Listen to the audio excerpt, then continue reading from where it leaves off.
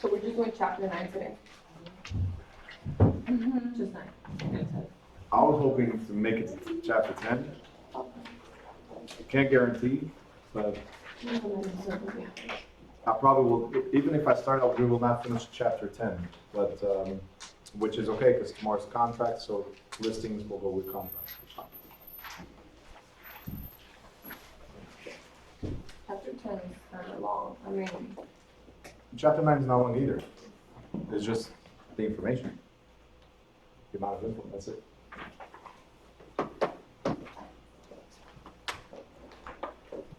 So, welcome back.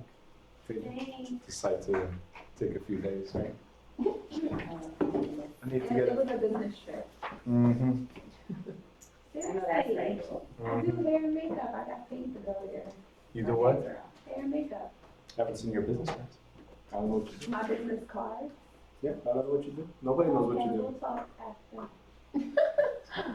We'll network. She knows what I do. Oh, Ida knows what you do. That's it. That's all. She's the only one that needs to know, right?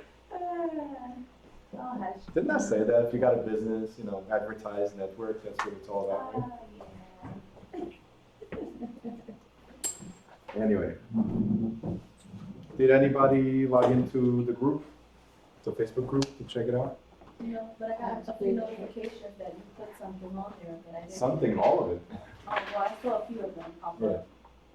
All right, so all the videos are up, except for taxes. Apparently, the file got corrupted, so couldn't upload it. The real estate taxes, chapter 8. Got corrupted. Meaning it's not in optimal format, so I cannot Oh. upload it. But everything else is there. And the good news is that I have, from the previous class, I have a few things already filmed, so or recorded, so you should be able to go to those videos as well. Okay? Any questions you have, like I said, send them to me. I'll create videos answering the questions, so should be good. All right? Yes? No? Maybe? Yes. Okay. Perhaps, right? You came straight from work? Mm-hmm. So, yeah. Yes. You didn't have a chance to go next week? I know, and she said. Because you left the spot there. I know, I just saw it, I'm like, you didn't clean it? I forgot. I'm so tired. I just left. I'm like, God, don't tell me. All right. So it looks like a few people are still late. We're going to start regardless. Okay? So chapter 9. Now this is my favorite chapter. Not. I hate this chapter. Okay? The first couple pages is going to be easy to go through. The last pages we're going to pretty much read because in the state exam it's mainly the definitions versus scenarios. All right? See, every time there's a scenario, I like to work around the subject and see if everybody understands the potential questions, right? When it comes to definitions only, I like to handle the definition move forward. Okay? And unfortunately, the second half of this chapter, that's what it is. We're going to read, we're going to highlight, I'm going to point a few things, and that's pretty much what we're going to do. Okay? So, chapter 9, land use regulations and environmental issues. Make sure you have your phones on silent, not on vibrate. And we're going to start with private land use controls. So we're going to start with deed restrictions. You didn't update yet?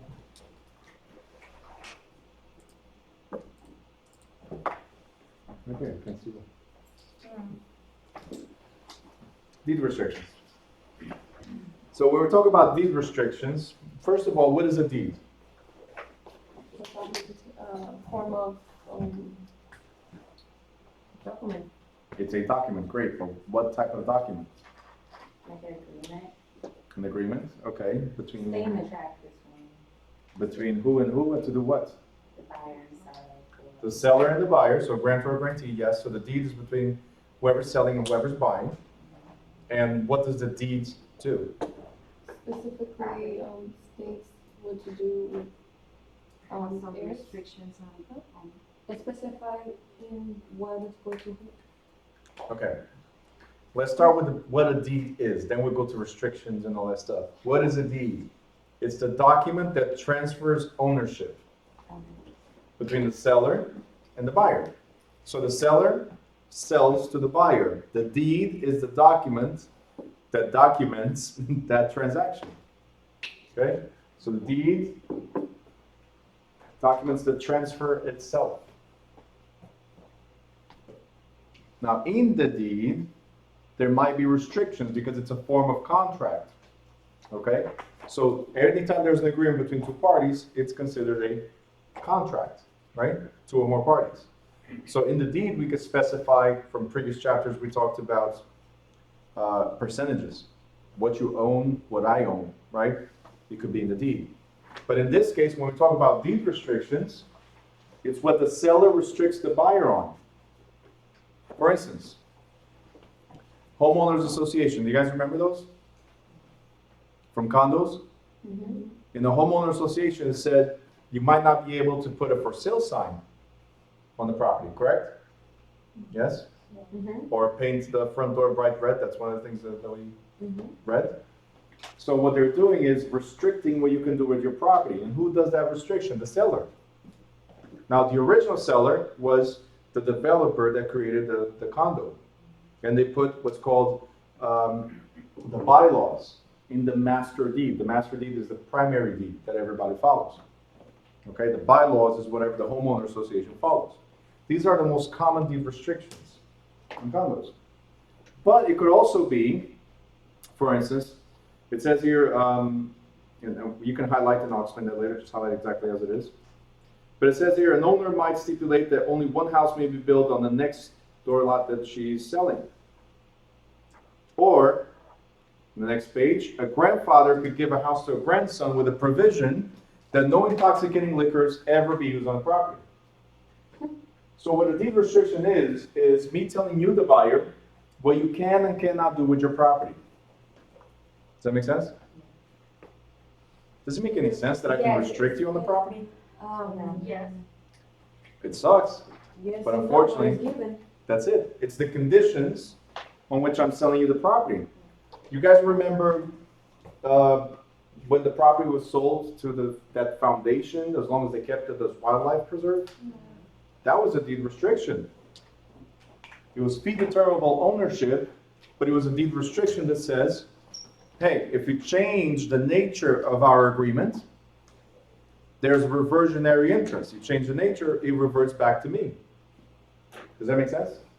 So every time there's a deed restriction, there's penalties imposed, and usually it's the reversionary interest.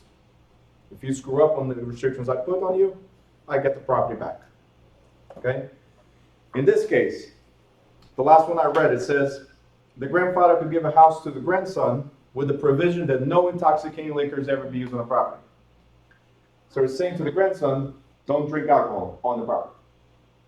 You can go next door, you can go to the street, but not on the property itself. What would you do if that was the property given to you? I'm okay. Not drink. You okay with not drinking? Okay. Sebastian? Not drink. Heidi? Not would not be okay. Because I'm a You wouldn't be okay? To get a property that I'm not able to have even a glass of wine. No intoxicating liquors. Exactly. So no, I wouldn't. Exactly. I gotta have my drink on, you know?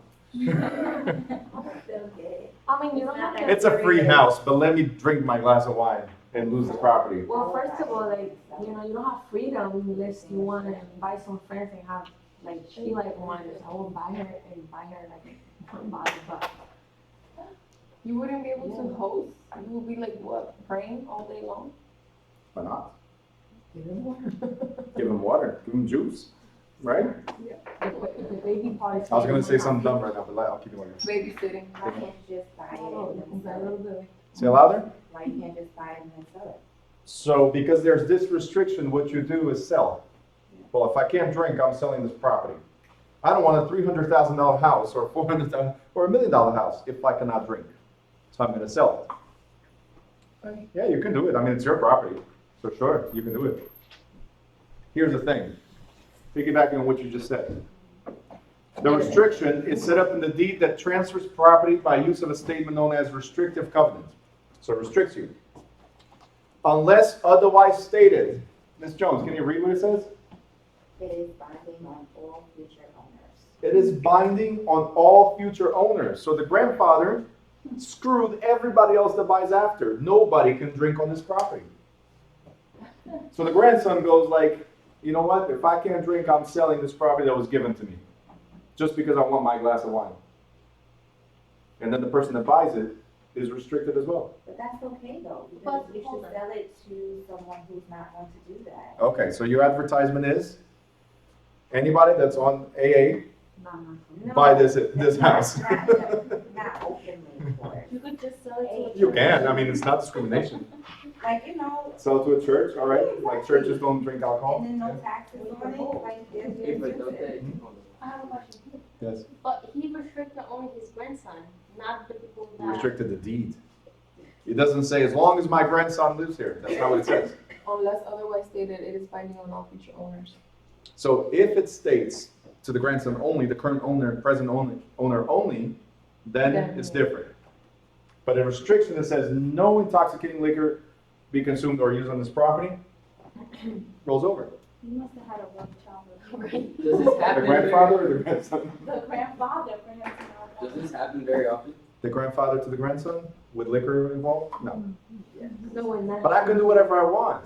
It's my property. I'm selling to you with whatever restrictions I want.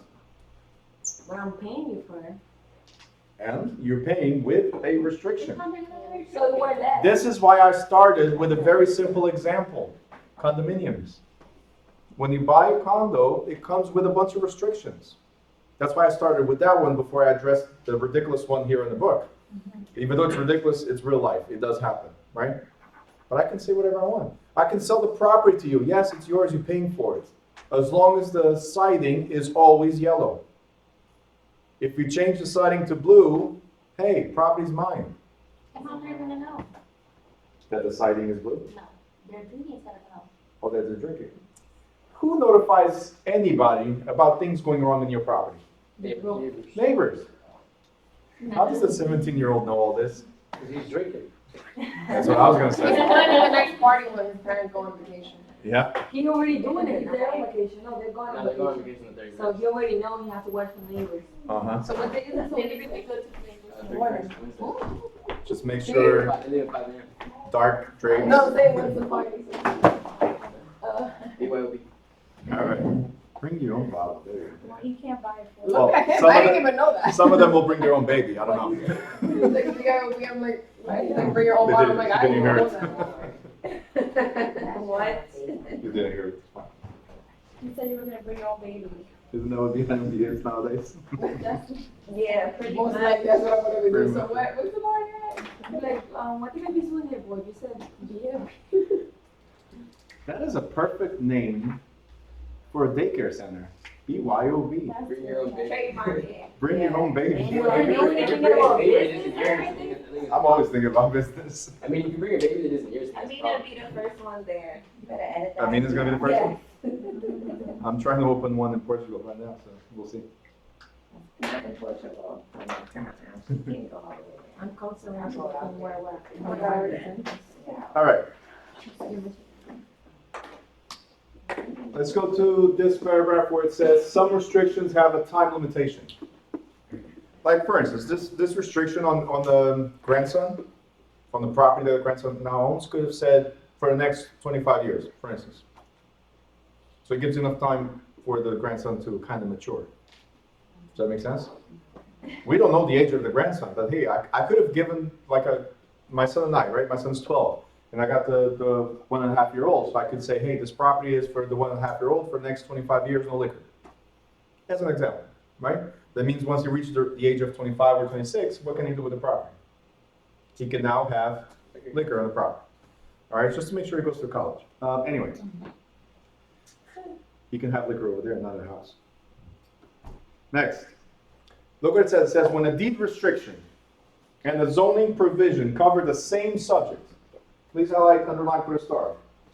The more limiting restriction will prevail. When? So we'll win. Huh? The more limiting restriction will win, will stay, will be enforced. Okay? So here's an example. if deed restriction say that lots in the subdivision must measure at least 2 acres, but the town allows for half-acre lots, the 2-acre restriction is enforceable. Okay, so let me do something a little quick.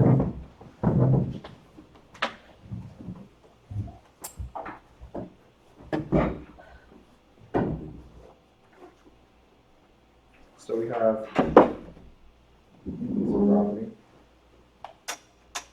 Okay. And this is a 2-acre lot. And the town says half an acre is okay.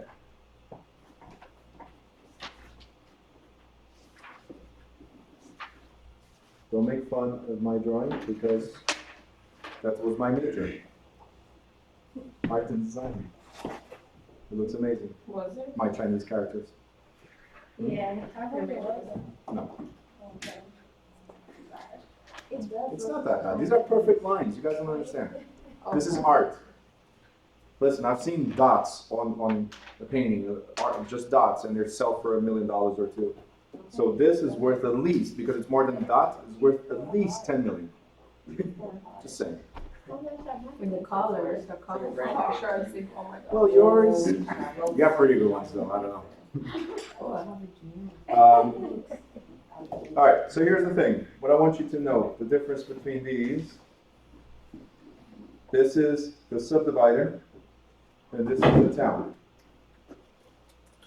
So the subdivider says, my lot's 2 acres at least. The town says, half an acre is okay. Which one restricts you the most?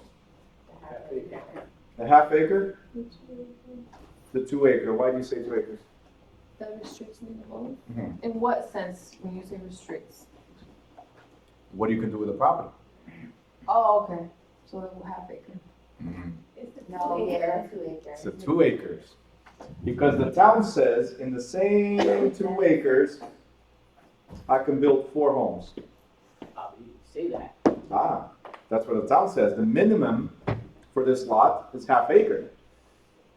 The developer, the subdivider says the minimum for this lot is 2 acres. What does that mean? That means that each property owner can only have 1 house per every 2 acres. That's what restricts you the most. The town says you can build 4 houses in the same 2 acres. So if I can put more houses, was I restricted because it's half an acre? No. No. Which one restricted me the most?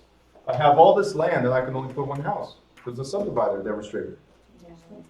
Now, if the question was, you have property in a subdivision where all the properties must have at least 2 acres. And you decide to buy the lot that's next door. Okay, this is the lot next door. And then you want to divide it because the town says half an acre is okay. Now you want to divide your property and put 4 houses there. Can you do it?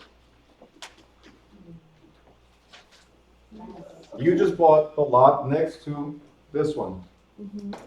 Can you put 4 houses there? Why not? Because it's restricted. Because it's restricted. This subdivision, this area, is restricted to the subdivider's request. Okay? So, the subdivider, how can a subdivider say this is 2 acres minimum? How are they entitled to do these things? Do we just go out there and point and say, hey, this lot is 2 acres minimum? No. I'm confused with the whole thing. Okay. So here's the thing. Before, it becomes a deed restriction, but before a subdivider can do anything, don't they have to have it approved by the town? Okay, so there's a plan.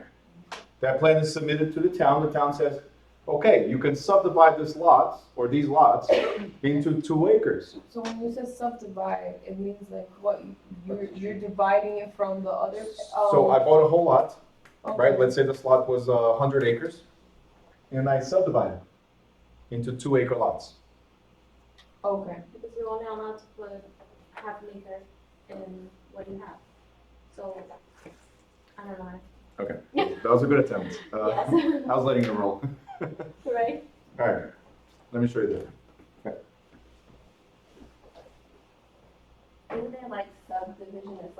subletting, you have your own space and then you allow other people to come in. Kinda. She said, I get it. 100 acres. Okay? I'm the subdivider. So forget everything else I said before. I'm the subdivider. We're going to go over this also in a later chapter. But I'm the subdivider and I found 100 acres in the town of Newark. Right? And my intention is to put a bunch of houses here in 100 acres. But I have to make plans and I have to tell the city of Newark what I'm doing is, here's the road. Okay, as an example, and I'm dividing this whatever way the road allows me to, okay, but with a minimum of 2 acres. So each lot is 2 acres minimum, so 2 acres plus, okay? And that's what I did. I'm a subdivider. So I took all these, divided into 2 acres. My 100 acres became a bunch of properties. Okay? Well, my question was, the township says that it's okay to build a house on a half an acre. Okay? So that means if the town is okay with it, I come here and I buy this lot. Now this is a 2+ acre lot. Okay? I bought this lot because the town allows me to have half an acre. I decided to divide it into 4 parts. You can't, I cannot, but why? because if you don't have the street there, Because I don't have the street? yeah, because if you divide like that, I'll make it a shared driveway. you can't. The town I says, know. The restriction. Restriction, the yes. town says you can, but the subdivider says you can't. Correct. For me to get approved to make this huge development, I had to have it approved by the town, according to the town guidelines. The town said minimum half an acre, but what am I doing? 2 acres per. Yeah, you Deed do. restriction. You got it? It becomes a deed restriction that all the lots in this subdivision must be at least 2 acres. That means that 1 house per every 2 acres. No. That's what stops me from being able to do something. It's not the street, because the street, like I said, Or you can do it. yeah, the street I could have just done this access patch right here, where I can access all the properties. Like a side street. Side street, that's it. But I was smart, and I did that. I built 4 houses. What can all these neighbors do? All of them. They can be also. They can sue me. They can take me to court. It says right here, neighbors or the original subdivider, may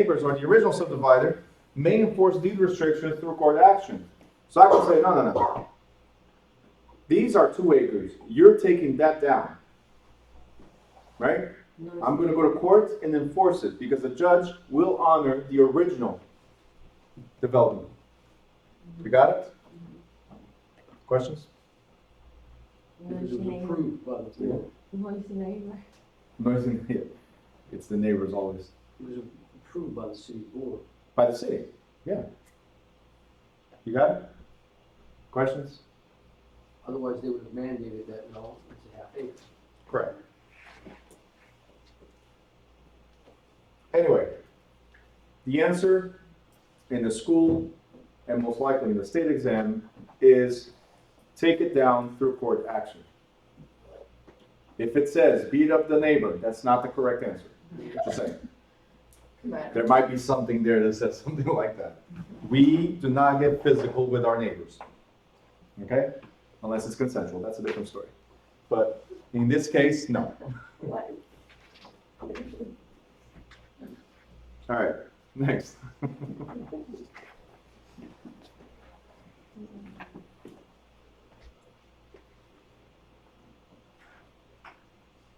In case you needed a 2 acre view.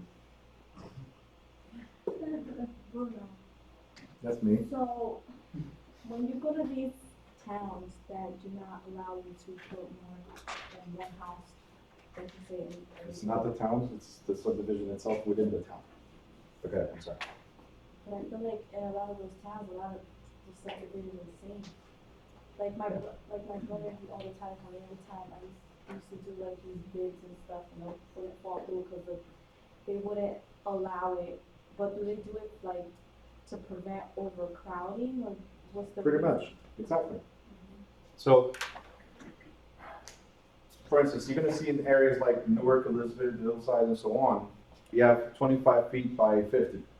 And that will be the minimum lot size, okay? In some areas, it's 37 wide by 50 or 75. In other areas, the frontage, it's the only thing they talk about, doesn't matter how deep it is, but the frontage has to be at least 100 feet. Do you understand what I'm saying? So these are the restrictions, obviously to reduce the amount of population as well. And visibility, which reduces also the amount of crime. But here, because it's a busy town and it's close to New York, you want to house as many people as you can. Yeah, I was like, oh, thank God they want to reduce the crowd. Think of it. Thank God they want to reduce the crowd and like people, a lot of people. It was like when I started building all these things in Harrison, it was terrible. Yeah. It's really They killed Harrison, yes. And pretty soon, Kearney is gonna go. So as the space is reduced in Harrison, because it's not that big of a town, And so they're not adding roads. you're not adding roads anywhere. So it's Or just, schools. they're building a new bridge. Or schools. Yes, So is that mandatory, like, I like that system, like the raise the hand thing, works. Good, appreciate it. like, let's say Bloomfield has to have this amount of zoning, and East Orange has to have this amount of zoning, is that in a particular area mandatory for all that area to have a particular amount of, acres, I mean? No, Not zoning. so the townships are already created. Within the city of Orange, they'll say that this is commercial area and these are the restrictions for the commercial area, which we're gonna go over now with government powers and all that stuff. And then there's the residential area. Most likely, the residential area what we have is the same as commercial. The town has their restrictions, let's say lots, there are minimum 25 by 50. But then I see a patch of land, and I'm a subdivider, so I'm gonna buy the patch of land and divide it 45 by 100 on each lot. I make those restrictions as long as I don't go against city of East Orange. Okay. Now, if I bought the patch of land, the restrictions are 25 by 50, but I made them 17 by 50, I'm going against the city of East Orange, and that's where it's wrong. That's where we get fined by the city directly, okay?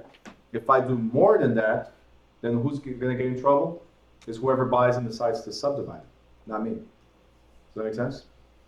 Yes? Good. Next.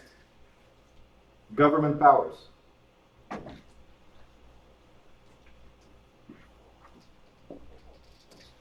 So like I said, certain statements in the book don't make any sense, like this one. It says, although an individual in the United States has maximum rights in the land that he or she owns, these ownership rights are subject to certain powers or rights held by federal, state, and local governments. Does anybody know what a maxim is? Yes, yeah. Say it again. Utmost. Upmost, The limit. the limit, Maximum or maximum? maximum, sorry. Oh, they'll be kind of the same. But Maxim is the, it's like, It's the it's limit. like the limit, the peak of something, right? So if I say you have maximum rights, that means that nobody else has Greater rights. greater rights. Does that make sense? So that's why this statement is complicated, but I'll explain why. It says, although you have maximum rights, they're subject to. The moment they said subject to, I don't have maximum rights. Does that make sense? If I'm subject to something else that restricts me, then do I have rights? No. But the idea behind it is very simple.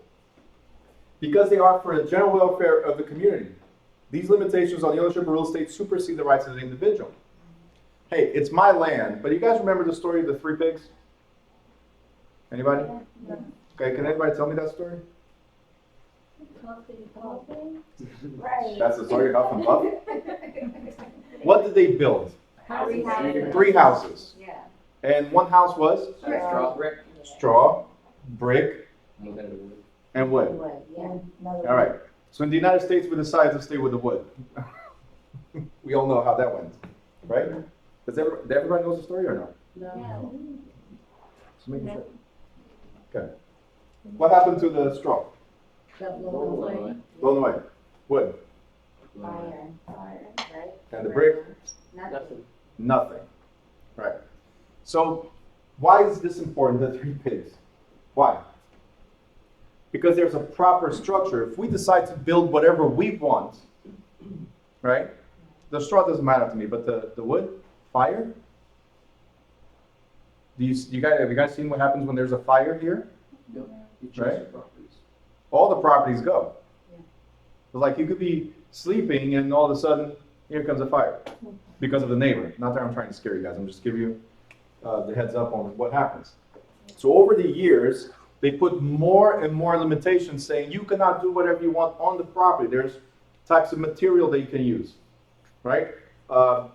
Hazards, right? You have to be safe against certain hazards like fire. There has to be the smoke detectors, fire suppression You systems. should have a fire still. I do. It's right there. There's one missing over there. Oh, but there's not my problem. You guys are here, and there's one right there. It's not my monkey. Not my mom. Second time she says this to me.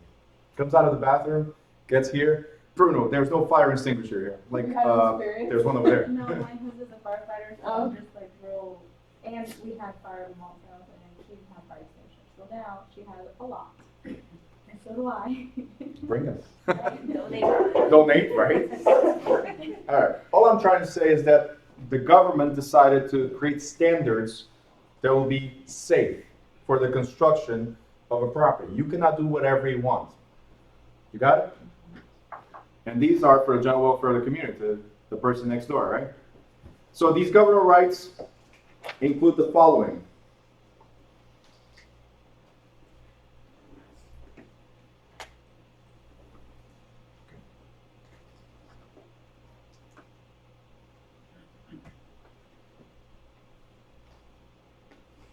Heat. The first right is police power.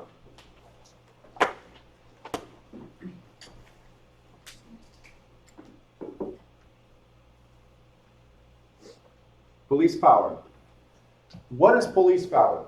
Who can tell me? Police power. To enforce rules. To enforce rules, exactly. So police's power is the power vested in the state to establish legislation to preserve order, protect the public health and safety, and promote the general welfare. So it says, the use and enjoyment of property, put the right-hand side on top,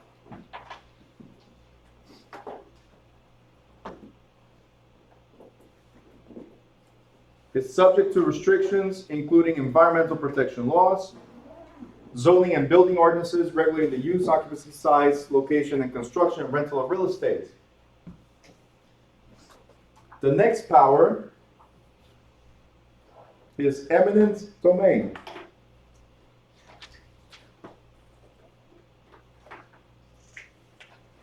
Eminent domain. What is eminent domain? It enables the government or gives the government power to exercise its right to acquire publicly owned property. Privately owned real estate for public use. Underline, privately owned real estate for public use through the process of condemnation.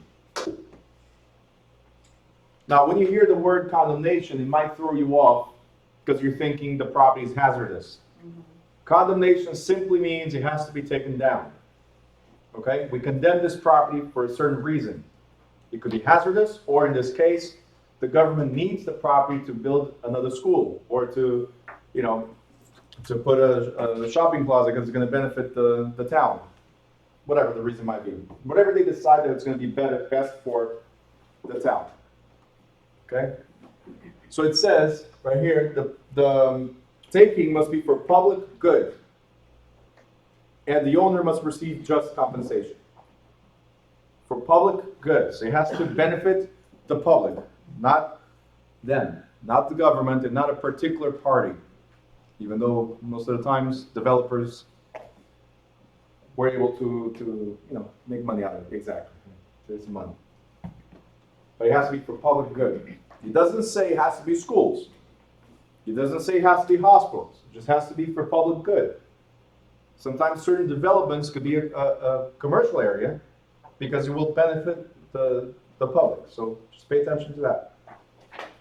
Now the owner. the government seizes the property, because that's what they do, they seize the property, the owner must receive just compensation. It's not like the government can steal the property from you. They have to give you just compensation. Just means fair.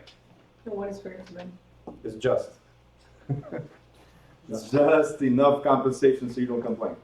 Wow. So what they do is they make their own valuation of the property, come up with an offer, and that's it. You don't have right to appeal that? If after negotiations, since you're asking, if after negotiations the owner does not agree to the taking, or a fair price cannot be agreed upon, then a condemnation suit can be instituted. That means we can appeal that decision. We can take it all the way to Superior Court. Most likely, what's going to happen? You waste money and time. But it could happen that you win. You never know. Government always wins. Not always. You have disability or something like that. If you have a disability, then different things happen here. Or you're limited to what you can or cannot do in your life. There's different appeals. They might relocate you, yes. But you're still taking the property. I'm sorry? If I put the house somewhere else, then. Good luck with that. You're in a wheelchair, here's a ramp, take it. A good house. I'm sorry? Go build a ramp. To build a ramp So for you. basically, if they need that space. I was just they giving will the ask- ramp, they will not the move house. you- Say it They again? will take you out of your house. I'm sorry. So, basically, everything you said, if they need that space, they will move you, like, they will ask. They'll kick you out first. If you need to be moved because of a disability, like she was asking, then they'll find a way to relocate you. There's special government programs to help people that need that assistance. If it's a business, sorry, you're done, get out. You can always start a business somewhere else. It sucks, and that's what happened in Harrison. There's a car dealer that tried to fight it with everything they could. I don't know. Yes, and they're now in Lyndhurst. So it was the only one that had enough power to fight. Everything else around, all the businesses around, done. There used to be a car wash there. I'm sorry? There used to be a car wash there. And what I they. mean, there are so many things around there. There's a friend of mine, just so you guys know, Take it. this is very important you guys know eminent domain, to help your customers and your clients. Because here's what happens. A friend of mine had just purchased a bar right there by the railroad, the old railroad. So they purchased a bar. And the realtor knew that that property was under eminent domain. Meaning, in the next 2 years, the government was going to do something with it. Okay? And Harrison is a perfect example, because I said they'll take the property, and I said it doesn't have necessarily to be for a school or hospital. I mean, how many schools or hospitals do you see in Harrison right now? No, but a bunch of buildings on the area, the whole area, that was eminent domain. So my friend bought the property, the business, right? The owner knew that they were going to lose it. The realtor knew they were going to lose it. But nobody told the client. That is illegal, isn't that illegal? Why is it illegal? CIS, CIS. What is the CIS? that you have to be honest and. Some information. The question is how, that's consumer information statement, but Oh, you meant. the CIS, all it says, the CIS, is how I'm going to represent you. If I'm a transaction broker, do I have to disclose all this stuff? No, so that's what I was gonna ask. Wait, I'm tricking you. They have to, discuss any. I'm But tricking it does you. affect Louder. it affects the property. It affects the property, so it's not about fiduciary duties here, right? It's not about seller or buyer, regardless, in any transaction, if there's something that affects a transaction, don't have to be a sales agent, buyer's agent, dual agent, or transaction broker, if it's something that affects the property itself, must be disclosed, period. Like a deed or anything left on the. Anything in the deed, any structural damage, or in this case, hey, you're buying a property that in 2 years is not gonna be here. Did he sue? Yeah. Yeah, you did, but did you get all his money back? No. Oh, Legal fees. man. That's- Legal fees, pretty much. But here's the thing, you put money. If it's that's what I'm trying to get you guys to think. If I bought a property that in 2 years is gonna disappear, right? I could have still sold the property, because he bought it very cheap. He just didn't know, he thought it was a steal, right? It was. It was stolen from him. Um, But if I buy a property at a steep discount, right? I just saw one today that I only had 1 hour to bid on the property. I didn't have time to do everything. But the property was like $270,000. I already had the buyer for $350 and the property's worth almost $400. Right? I just didn't have enough time to put the bid, get the property and sell it. That would be a steal. That would be an amazing deal. In this case, if he bought the property and in 2 years sells it, and makes his money back plus some, yeah, it's a great deal. The problem is he bought a bar. Okay? Just an inventory alone. When do you get your money back? You sell the inventory. You need to sell the inventory. But will you make the money back if it's an emergency? No.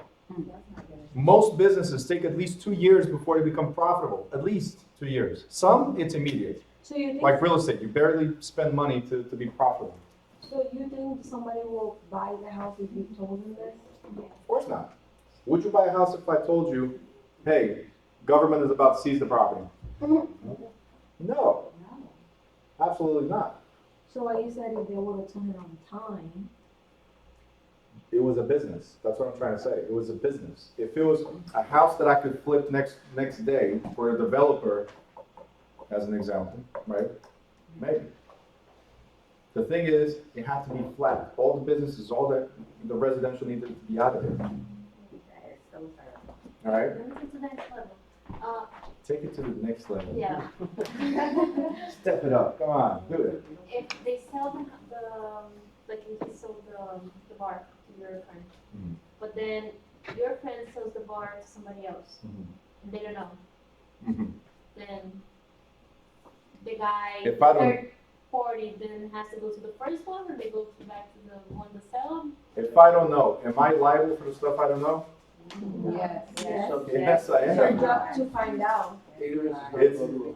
You have to do it. That's it. If you diligent. Okay? Gotta do our due diligence. If you did not know, I'm sorry, but due So diligence. they Research. sue the realtor? So the third party can sue you, and you can sue the guy, and Everybody in the transaction for the past 6 years.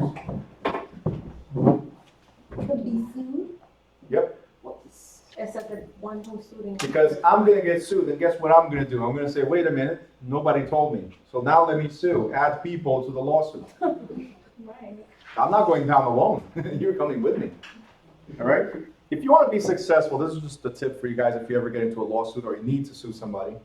If you really want to be successful in the lawsuit, sue everybody involved, even the attorneys involved. God. This way they have to get another attorney that doesn't know the case. Does that make sense? So counter sue? I would counter sue and then everybody. Yeah. We're the receptionist. You know what? Right. Add the city of Newark. Serious.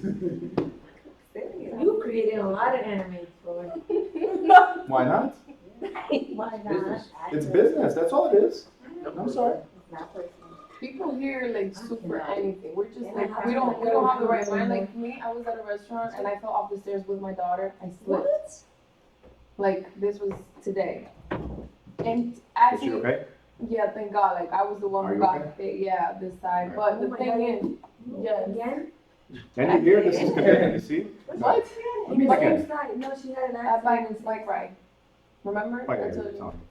I was about to say you were a professional at this. The thing is, like, my whole thing, I got hit just to protect my daughter, but she still fell off, like, off me. So thank God she's okay. But the manager, he didn't even come to me. He just said, "What happened, ma'am?" And I'm like, "Well, you should make this safer, because first off, how is a bathroom for moms? It's on the second floor with the steep stairs. Mhm. Like, that's not reasonable at all." And he didn't come to me or anything like, "Hey, listen, I apologize," whatever. But I was just telling my husband, like anybody will go and sue these people. We're just too good. Like, people, they will sue them because they don't have a bathroom for moms. They don't have the right. Well, the bathroom for moms is not something. Well, not the to- bathroom, but no. But you would create a scenario just to see where you went. Like, oh, maybe the stairs don't have the slip thing or something. Gotcha. Like, it didn't have that or anything. But still, That takes a non-slip, yes. yeah. But I feel like people sue for anything here, and She's sometimes. creating a case here. Let's do this. I'm just saying, like, people go out there just finding cases of what to sue on, and they actually win sometimes. Absolutely. I had a neighbor that what they did was go to the supermarket, Stop and Shop, or ShopRite, one of them. And she actually got caught with this last one. She put yogurt on the floor. Oh, God. Went around just to check if there was cameras, right? She goes After she around. put the She breaks She's the one. After she Yeah, did it, she broke her ankle. And She then comes it- around and slips on it on purpose, right? And sued the supermarket. Now, luckily, there's a camera that she didn't know was there. Since she broke something and got nothing. But it was like the 4th or 5th lawsuit. So she has a ton of money. She lost this one, but she had a ton of money from previous lawsuits. Oh, so this And is- they this could- is There's the pros loss. at this. That's why I was asking. Second time, maybe. like they could go back and take that money, right? Mhm. Well, she used it now for search. They can prove. You guys have like the biggest, lawsuits and then letting them use That's it. what they do. You can sue for whatever you want. It's I have my best friend, her mother-in-law. Nobody could go in her house. Nobody, only her kid, her husband, and hers. Like, Okay. because they had a house in Miami, 2-floor house, and somebody had a party, and somebody fall from the second from the stairs, Okay. and they sued them, and they lost everything. Why? I don't know why they hide in the I house. could be billing it, I don't know. You could. I don't say billionaire, but some in there. All right. Next. Says state laws provide for ownership. State laws provide for ownership of real estate to escheat. That's the next one. Escheat. Or reverts to state when the owner dies, leaving no will. Escheat. When the owner dies, leaving no will, disposing of his or her estate, and no heirs can be located. So underline escheat. Underline, owner dies, leaving no will.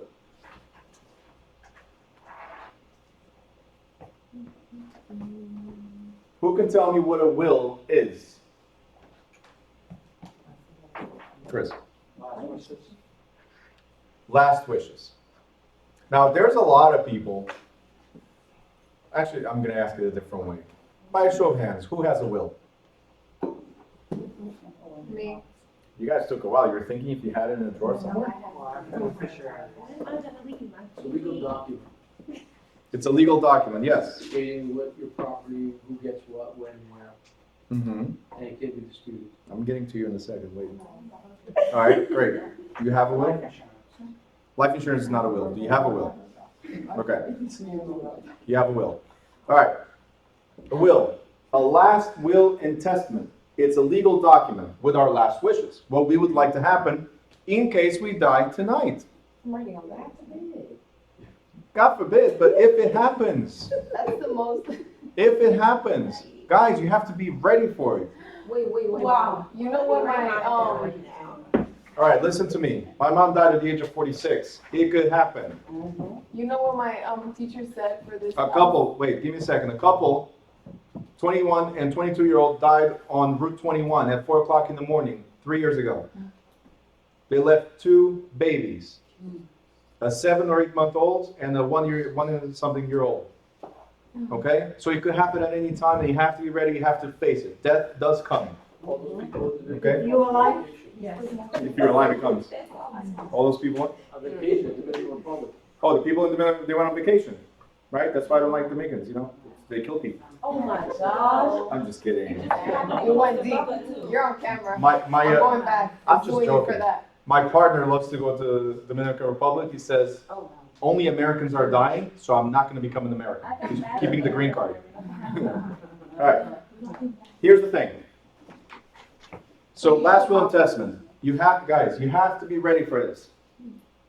Because if you don't, then the government will decide where your heirs are, and if they're not located, meaning if nobody steps up and says, hey, I'm the heir, then the government keeps the property. That's what this cheat is.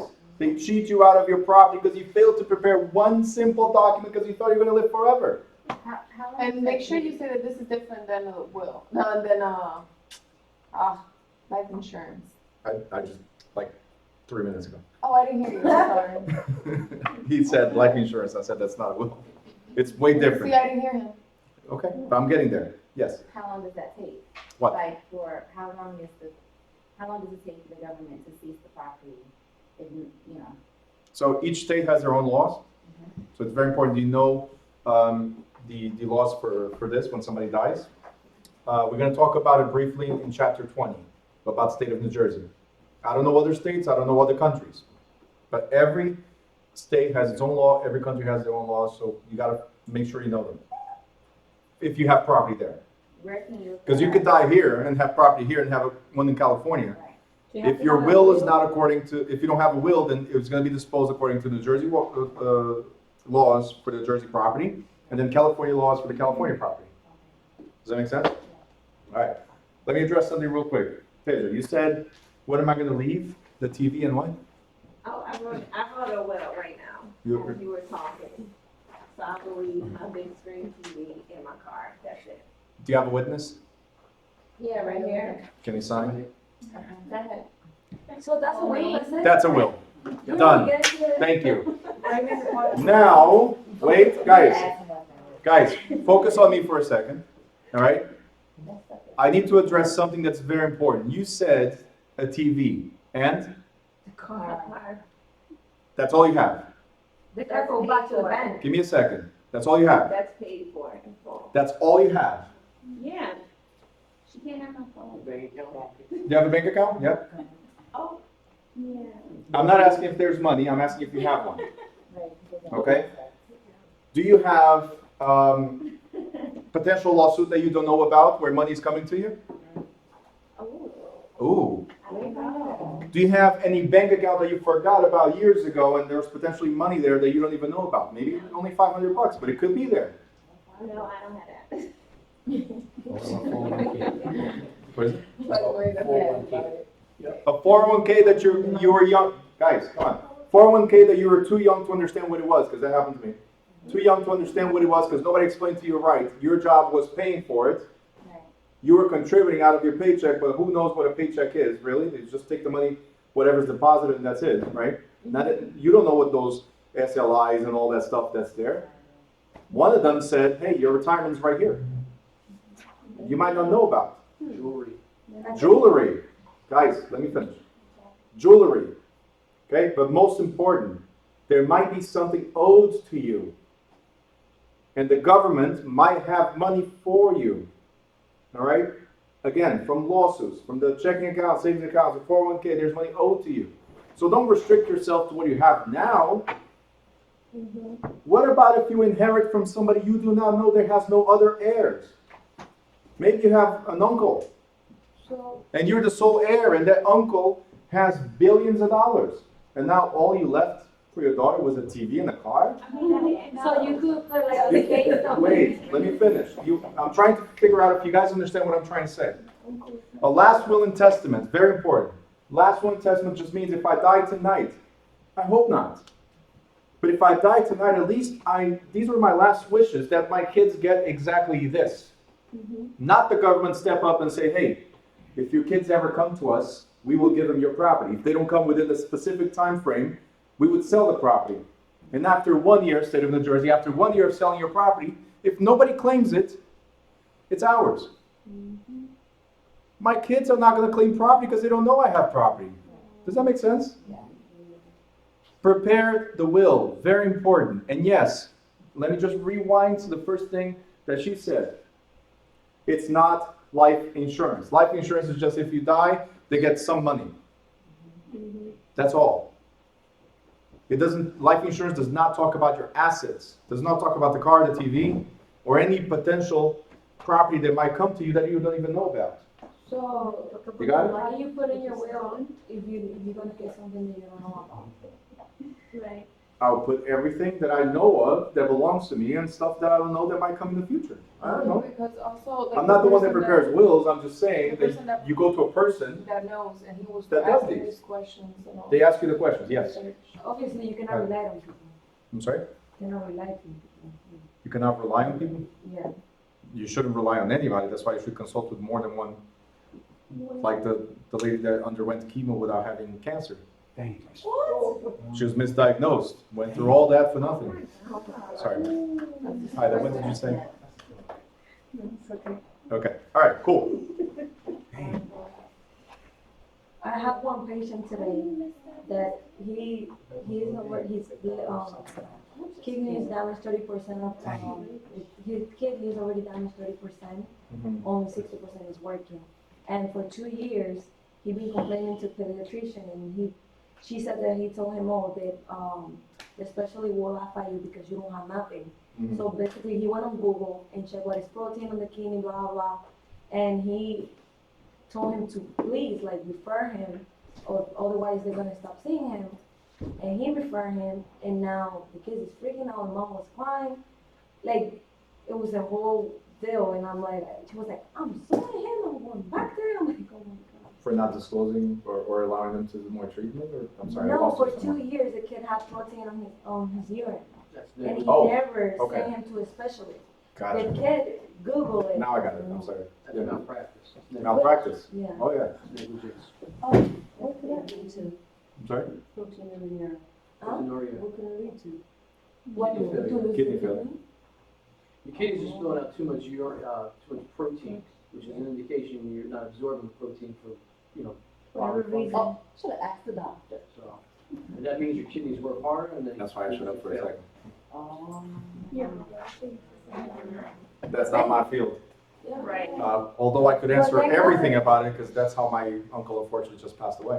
Thank God the Because kid kidney is really failure. smart. He's really smart because he was, No, he's not. Google it. I'm sorry. no, but I'm saying all the kids, they would Joe. just sit there. They would just sit there and hear the doctor, whatever they saying. And he rejected that notion. No, and my doctor, he was like, what is it? What could happen? What medication?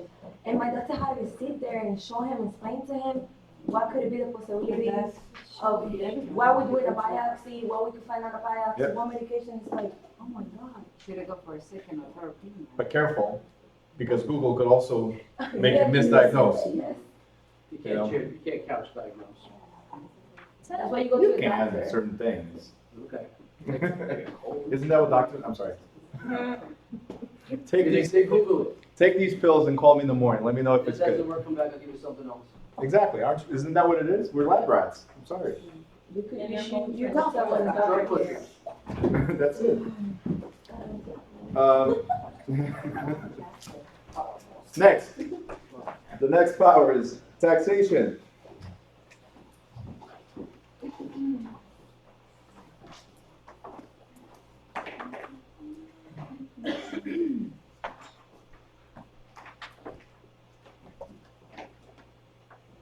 Taxation. We already covered that in the previous chapter, so I don't have to go over it. But government powers, easy acronym, PEAT. Police power, eminent domain, taxation, and its cheat. Those are the government powers. Remember them. Next, public land use controls. We have here highlighted that we now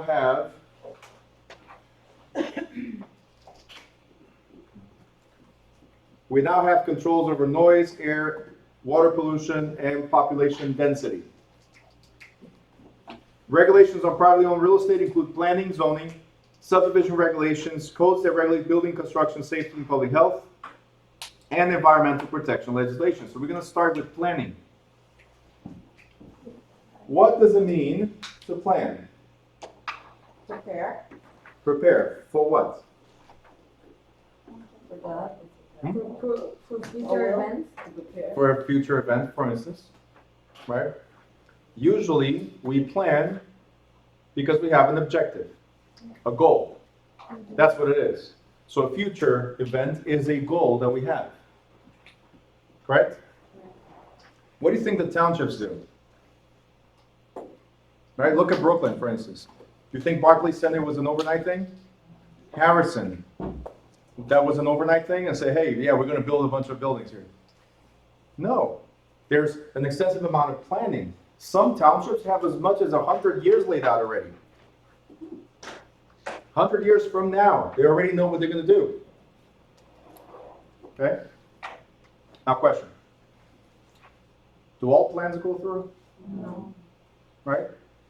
They don't. that mall, I'm sorry? that mall, Which mall? the one on Route 3, they took so long, like, they stopped, and we started again. A big mall. American The Dream. roller coasters in? There is a mall there? Yeah. No, it's not there yet. Yeah, it should open in October. Yeah, that thing's been there for. That's just It's, crazy. oh, so it's already like, this is it? They This- building it. Okay, the Xanadu thing? Yeah. It's not done complete. Anyway, Or you rent it. What do you have to Well, it's say? rented. no, not about that one. What I'm, because that one was actually an attempt several times. What I was trying to say is there's plans for 100 years from now, not along the way. All right, I'm not saying, because Xanadu almost took 100 years. Just saying. He sold from partnership to partnership to partnership to partnership to whoever could handle it. What I'm trying to say is, we have plans, and the township needs to plan for things because it's not overnight. They have a goal, an ultimate goal, right? My question to you guys, would you like to know what's about to happen in the town? And so this is the question, there are two parts. Would you like to know what's about to happen in the town? And the second part is, do you think that would benefit your business as a salesperson? Yeah. Yes to both, or? Depending. Yes, Yes, well, There's no depends here. Depending on what's about to happen in town. Yeah, you wanna know. It doesn't matter. Then you wanna know that. Because if they're gonna destroy the town, you don't want to help your client invest in a town that's gonna be destroyed. So it doesn't, there's no depends here. Maybe your I mean- friend, he would do more research, he would know that in 2 years, the Exactly. bar would not be there. Exactly. So he would not buy that property. If the realtor that represented my friend would have known this, my friend would not invest in their property, hopefully. Yeah. Okay? So, would you like to know? Yeah. You want to have that crystal ball to know the future? Yes? Cool. So it says right here, the primary method by which local governments recognize development goals is through the formulation of a comprehensive master plan, also sometimes referred to as the general plan. That's what you need to search for. Every municipality has something called master plan or general plan. And this is when you're just, buying like a lot or something like that?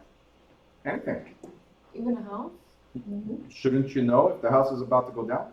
Like, when is it gonna turn down? If a client comes to me and says, Bruno, I want to buy this property right here on Wilson Avenue, in this area of Wilson Avenue, and I tell them, hey, we're right next to 1 and 9, and all this is going to be destroyed because they're going to put a mall. As an example. The mall, before the development occurs, it has to go into the master plan. Because again, it's not overnight. Right. It So took, what do they do with- Jersey City took more than 20 years Oh.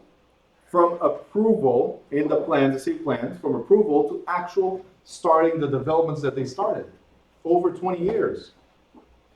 Okay? And when I started in real estate investing, 2005, I was told, invest in Jersey City. And I said, no, I don't know that market. I'm starting, I'm scared. I'm going to stick to what I know. Properties back then, you would buy lots for 10,000, 2, 3, 4 families for 200,000 or 300,000. If I had purchased back then, knowing what I know today, just from that alone, I would have became a millionaire, just from that alone. Does that make sense? But I did not know about the master plan yet. So when they come. Once I found out about the master plan was when the Red Bulls moved to Harrison. At the time, my dad and I had a telco company, and we were sponsors for the Red Bulls and maintaining the Red Bulls where they were before. And they told us, oh, we're moving over there. So our contract is going to end here. And guess what happens? I asked, where are you moving to? Right? A bunch of boxes of Red Bull going home. And I was asking, carrying the boxes, so where are you guys going to? Well, Harrison, you know, right there. Oh, so what's going to happen? There's a bunch of houses there. They said, yeah, but they're going to come down. Okay. How do you know all this? I was because this is the director, not the person that does the development, right? So he's explaining, oh, they talked about something in the master plan they're gonna redo the train station. I'm like, master plan? What are you talking about? Because again, I was starting into investing. Yeah, every town has something like that. Why not? So I started researching, and when I looked at the plans back then, before the Red Bulls moved to Harrison, I looked at the plans, it's like beautiful. It doesn't look like Harrison, it doesn't look like Newark. There's gonna be Totally different world. And guess what Harrison is now in that area? A totally different world. It's a city in itself, right? Inside a city. It's amazing. So that's how I found out about it. And everything changed. My perspective of investing changed completely. Do you guys understand what I'm saying? So I wouldn't buy one of those houses because those houses went down. You got it? People invest in the master plan. I understand, but like in this, Invest according to master plan. Like right now, all the factories in Newark are like, there's no factories in Newark, right? They're there. People are turning them into storage buildings, right? Or business lots or residential lots. That's what's happening right now. So if I knew the developments happening in Newark right now, all these developments, wouldn't it be smart to partner up with a bunch of people, buy one of those abandoned factories, turn it into lofts? Because New Yorkers will pay for it. In Harrison, there's some units being 2 bedrooms at $3,700 already. Imagine the same thing happening now. Say it again? is Harrison the one with the city view? The one with the city view? Yeah, are those is that like the apartments you're talking about? The ones right next to the train station. I don't know which one it is. Okay. It doesn't matter. Here in Newark, on Lafayette Street, which has no view whatsoever, there's units at $2,400, 1 bedroom.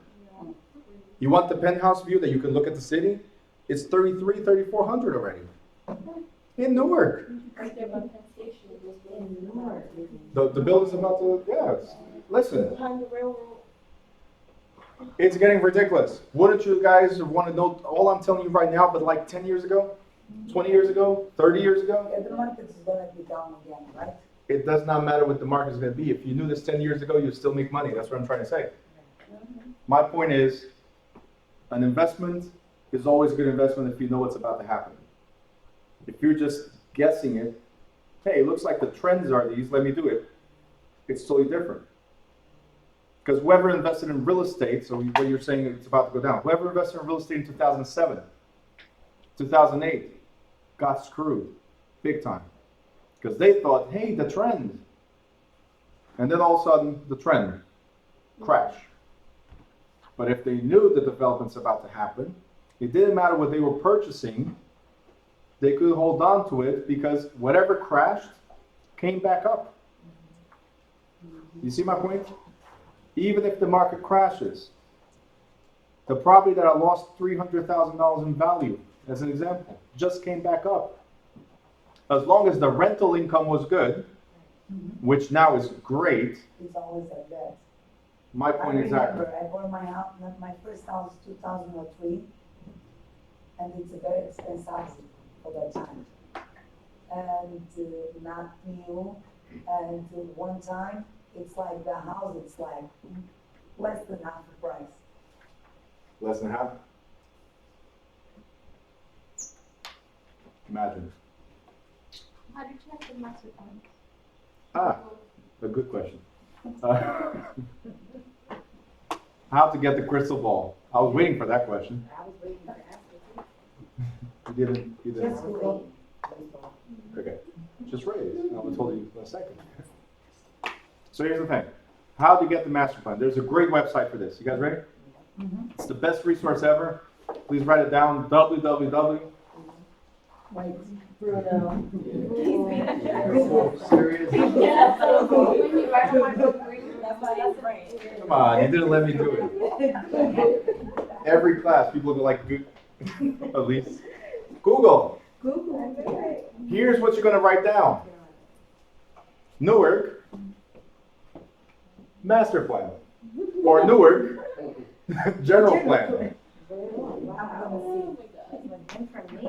Now, my recommendation is, because you're going to be salespeople, realtors, right? Yes. Don't Google now, please. Stay away from your phones. I tell you all the time, please. Refrain from the phones. I'm going to keep a locker back there for phones. My recommendation is that you guys go to City Hall. For one reason. As salespeople, you're going to have to be there all the time. You're applying for COs. You're getting tax records. Right? The building department, if there's any permits required, Most sellers or buyers don't want to be bothered with that stuff, and we are consultants. We should be able to access that information quickly, right? Don't worry about it. It's covered under my services. That's why you pay me 7% or 8% or 9%, right? Okay. So I'm going there and I'm getting all that information. Get to know the people in the city of Newark. Get to know the people in the city of Harrison. Get to know the people, whatever your market's going to be, get to know them. So you want the master plan?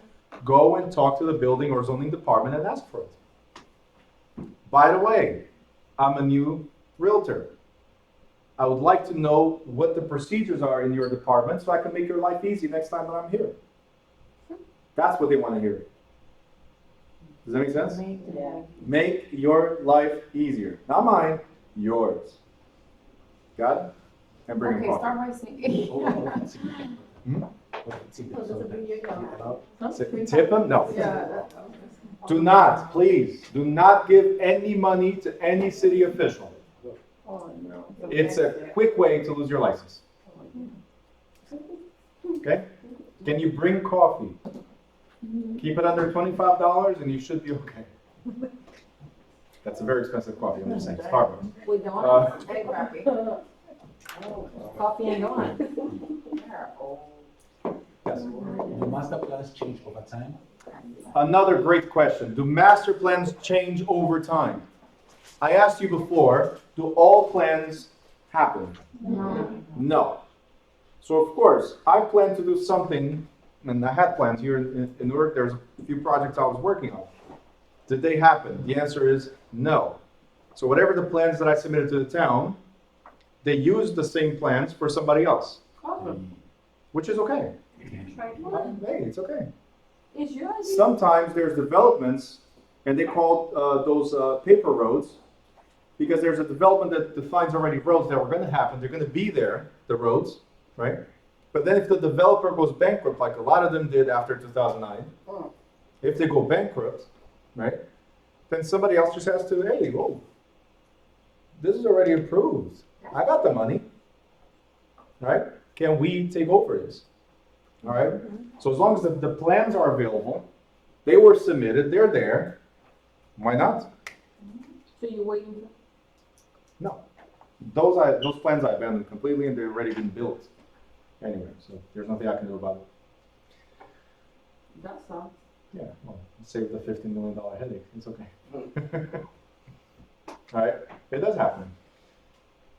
One quick heads up, why it's so important to work with investors and why I stop here so much, because this could change your life as a salesperson and as an investor, because I'm pretty sure some of you want to be investors.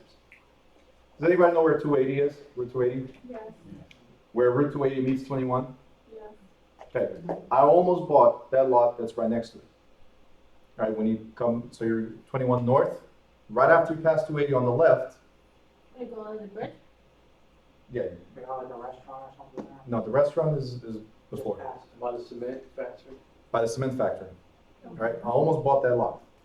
Until I saw something called Master plan. master plan. Now, that lot came already with apparently some Jewish group already wanted to build a hotel there, strip mall and all that stuff. And I said, hey, let me piggyback on that. The plans are done. Why not? So then we went to see the master plan. And the master plan said there's going to be a huge cut to your lot, eminent domain, The highway. the new access to the highway. So where the hotel was prepared to be built, they would have taken down the hotel. You guys understand what I'm trying to say? Yep. Luckily, I saw that before I bought it, And the rebel guy told you about about the master plan. Yes, not about that particular project. Yes. Yeah. But that's better. But you see how things tie in? Yeah. This is what happened to me. And I wish But in that the case, person just I to was get dealing with, the clear- realtor, would have told me this stuff. Luckily, I found out in something totally random. I'm running cables for Red Bulls, and they're telling me, hey, this is what's about to happen. Does this make sense? No. You guys don't know anything, I'm sorry to say. We suck, realtors, we suck, because we don't care about the clients, we care about the money. Let's close. Whatever happens later, hey, that's on you. What you guys forget is that for the next 6 years, you're liable for that transaction. So it's your job to look for the information. That's what I've been saying from day one. Your job is to know as much as you can to help your client. If it's something that could affect the transaction, it's to help your customer too, because you have to relay that to the customer.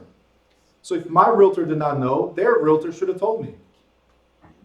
They're both liable. Because does it affect the transaction? If I buy a 1.2 acres lot for like, at the time I think it was 2 point something million, and then all of a sudden a big chunk out of my property is going to get cut off. Yeah. Should I have known this?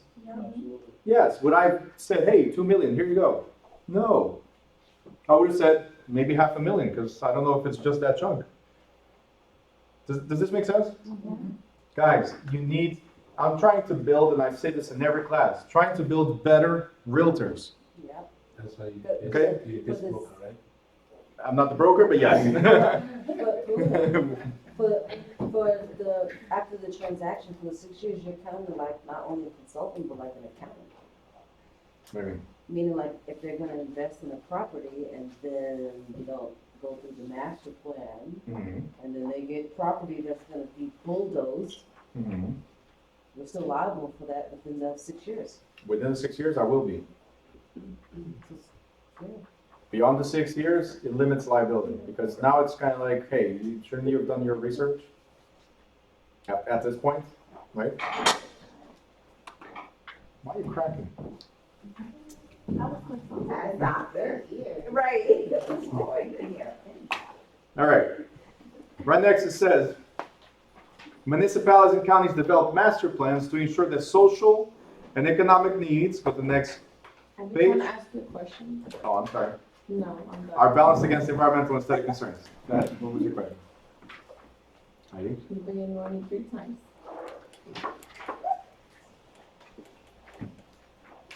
Quick. I'm Go. sentimental like that. Okay.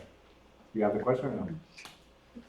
I wanted to ask you, so when you say, that they were gonna take that big chunk out of your property, then the government, if that's when they say like, we're gonna give you this amount, this is what it's worth. Oh, yeah, they would have to compensate me. Yeah, but that's where you say it's not even worth me fighting back, that that's not how much it's worth. Mhm. Like, okay. Yeah, because they don't give you the actual value of the property. They give you whatever they feel is a fair compensation. Right, okay. So if I paid $1 million and they give me 800, because that's what they deem to be Mhm. fair, I'm losing $200,000. And it's a win-win situation for them anyways. Unless I take them to court and not be able to win, yes. So most of the times, it's a win-win for the town, No, not for me. I say a win-win because you can't oppose to the fact that they're gonna build that highway, and like, for an example, like, you can say, no, I'm not okay, I don't Not grant with, unless the whole people around decide to fight against it. okay. Or Right. that you create that community. Correct, Yeah. and that's what they tried to do with a change in zoning. We're gonna talk about zoning in a second. But the change of zoning by the Penn Station, right, around that area, and actually this whole area of Newark, changed to build higher buildings. Because until now, we can only build up to the 4th floor. Now we can go up to 12 with mixed use. So what the people in Newark were doing, just give me a second. What the people in Newark were doing is trying to fight the fact that, hey, commute is already difficult as it is. For you to go from one end of Fairview Street to the other end in the morning, it takes an hour. Yeah. It's a 10-minute ride, not even, but with lights and everything. But in the morning, it's a 1-hour ride. Do you understand what I'm saying? So they were disputing that. They were complaining to the city, making sure that this was not approved. After 3 hearings, it still got approved. So good luck fighting. You know why? Because who's been to a hearing, a town hearing before? One person? And that's the reason why. Next. I just want to give an example of master plans not being approved, like Amazon, right? Amazon in New York, right? Something like Okay, so Amazon did not have a master plan yet. They're putting a proposal of a town. Okay, after it's approved the location that they're going to go to based on their requirements, then they put the plans. I'm going to show you in another chapter that before it's even announced to the public, because they weren't announcing to the public yet, they just said, hey, we're picking 5 cities, well, 20, and then out of these 20 we picked 5, and then from the 5 they were going down to 1, which was what they did in New York, right? So Newark had no place for them. I don't know where they were gonna put it. They say they're gonna put I'm them sorry? You're gonna make place on, southward. That's what I'm trying to say. We have no space, so they had to make place, right? Make space. So at that point is when the plans would go in and certain properties would go into eminent domain. So just because somebody announces, hey, we're moving there, doesn't mean it's gonna go down yet. I have to find the prime location, it's gonna be here. There are some houses in the way. We gotta do something about the houses. We're gonna huff and puff, get them out of here. Yes? I think Newark is so hungry for investors. Like what happened to Facebook? We just need everybody. And when the money comes, same thing like what happens to Facebook, right? Yeah, I don't wanna discuss that right now, but yeah. It's not just Newark. But yeah, Newark being the biggest city around, yeah, they took advantage of it. Especially because they had a $90 million deficit, so yeah, we need money. So, ready? Yearly deficit. 90 million yearly deficit. But our current mayor was able to reduce that to 30 million a year. So we're still at a loss, but it's way better. Zoning. All right, so we figure out planning. We put a plan together and then we have to structure it according to certain zoning. What is zoning? Zoning ordinances are laws of local government authorities, such as municipalities and counties, that regulate and control the use of land and structures within the designated districts or zones. Zoning, please highlight, regulates and affects such things as the use of the land, lot sizes, types of structures permitted, building heights, setbacks, which is the minimum distance away from streets or sidewalks that structures may be built, and density. Density is the ratio of land area to structure area or population. Now, often, the purpose of zoning is to implement a local master plan. So here are the different zoning structures that we might have. There's 5 classifications. These are the core classifications. There's actually more, but these are the core ones that you need to know. Residential, commercial, industrial, institutional, and recreational. These are the 5 zonings. So usually, the city is divided into these 5 zonings. You're going to see that residential is one place, commercial is another place, right? Institutional, recreational, and the biggest one, industrial, is completely separate from everything else. Like factories usually are not in the middle of residential areas. Does that make sense? So this area is zoned for factories. This area is zoned for businesses. This area is zoned for residential. So they separated that way to implement the master plan. Okay? So you need to know, residential, what is that for? Homes. Homes, right? Commercial, what is that for? Industrial. Factories, right? Institutional. Schools, hospitals, prisons, very good. What about recreational? Parks, for instance. Does this make sense? Library considered recreational? Library, institutional. What about the beach? What is it? With the beach, Beach, same as park, recreational. Okay? Go to the right-hand side.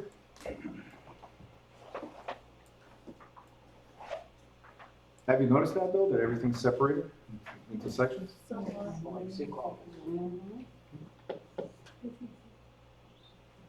Some areas are mixed use. So you have business and residential, so commercial and residential together. You know, like those where you have business underneath and residential on top. Or Very true. yeah. Exclusionary zoning. Who was here for chapter 4? Raise your hand if you're here on chapter 4, fair housing. So you should know this. What is exclusionary zoning without reading? Without reading. Exclusionary zoning. Like separating places? Not places. People low income. People, louder. Low income. Low income. Where it says exclusionary zoning, I want you to write poor.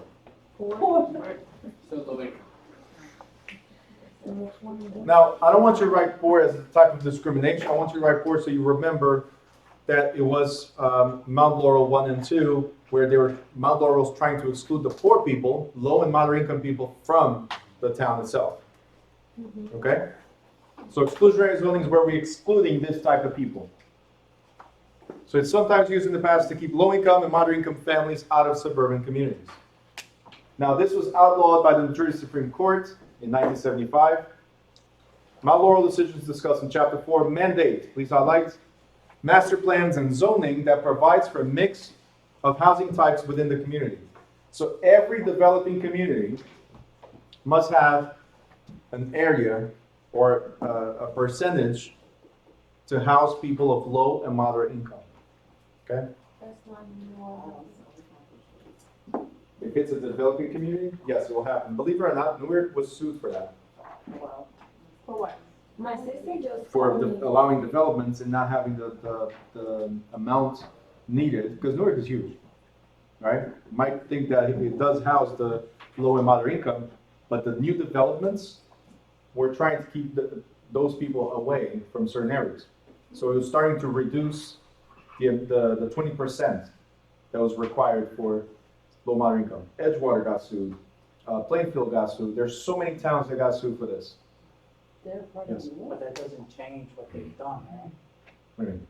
So even though they're excluding these people out, even though they've had the plans in place, they can't rewind on that.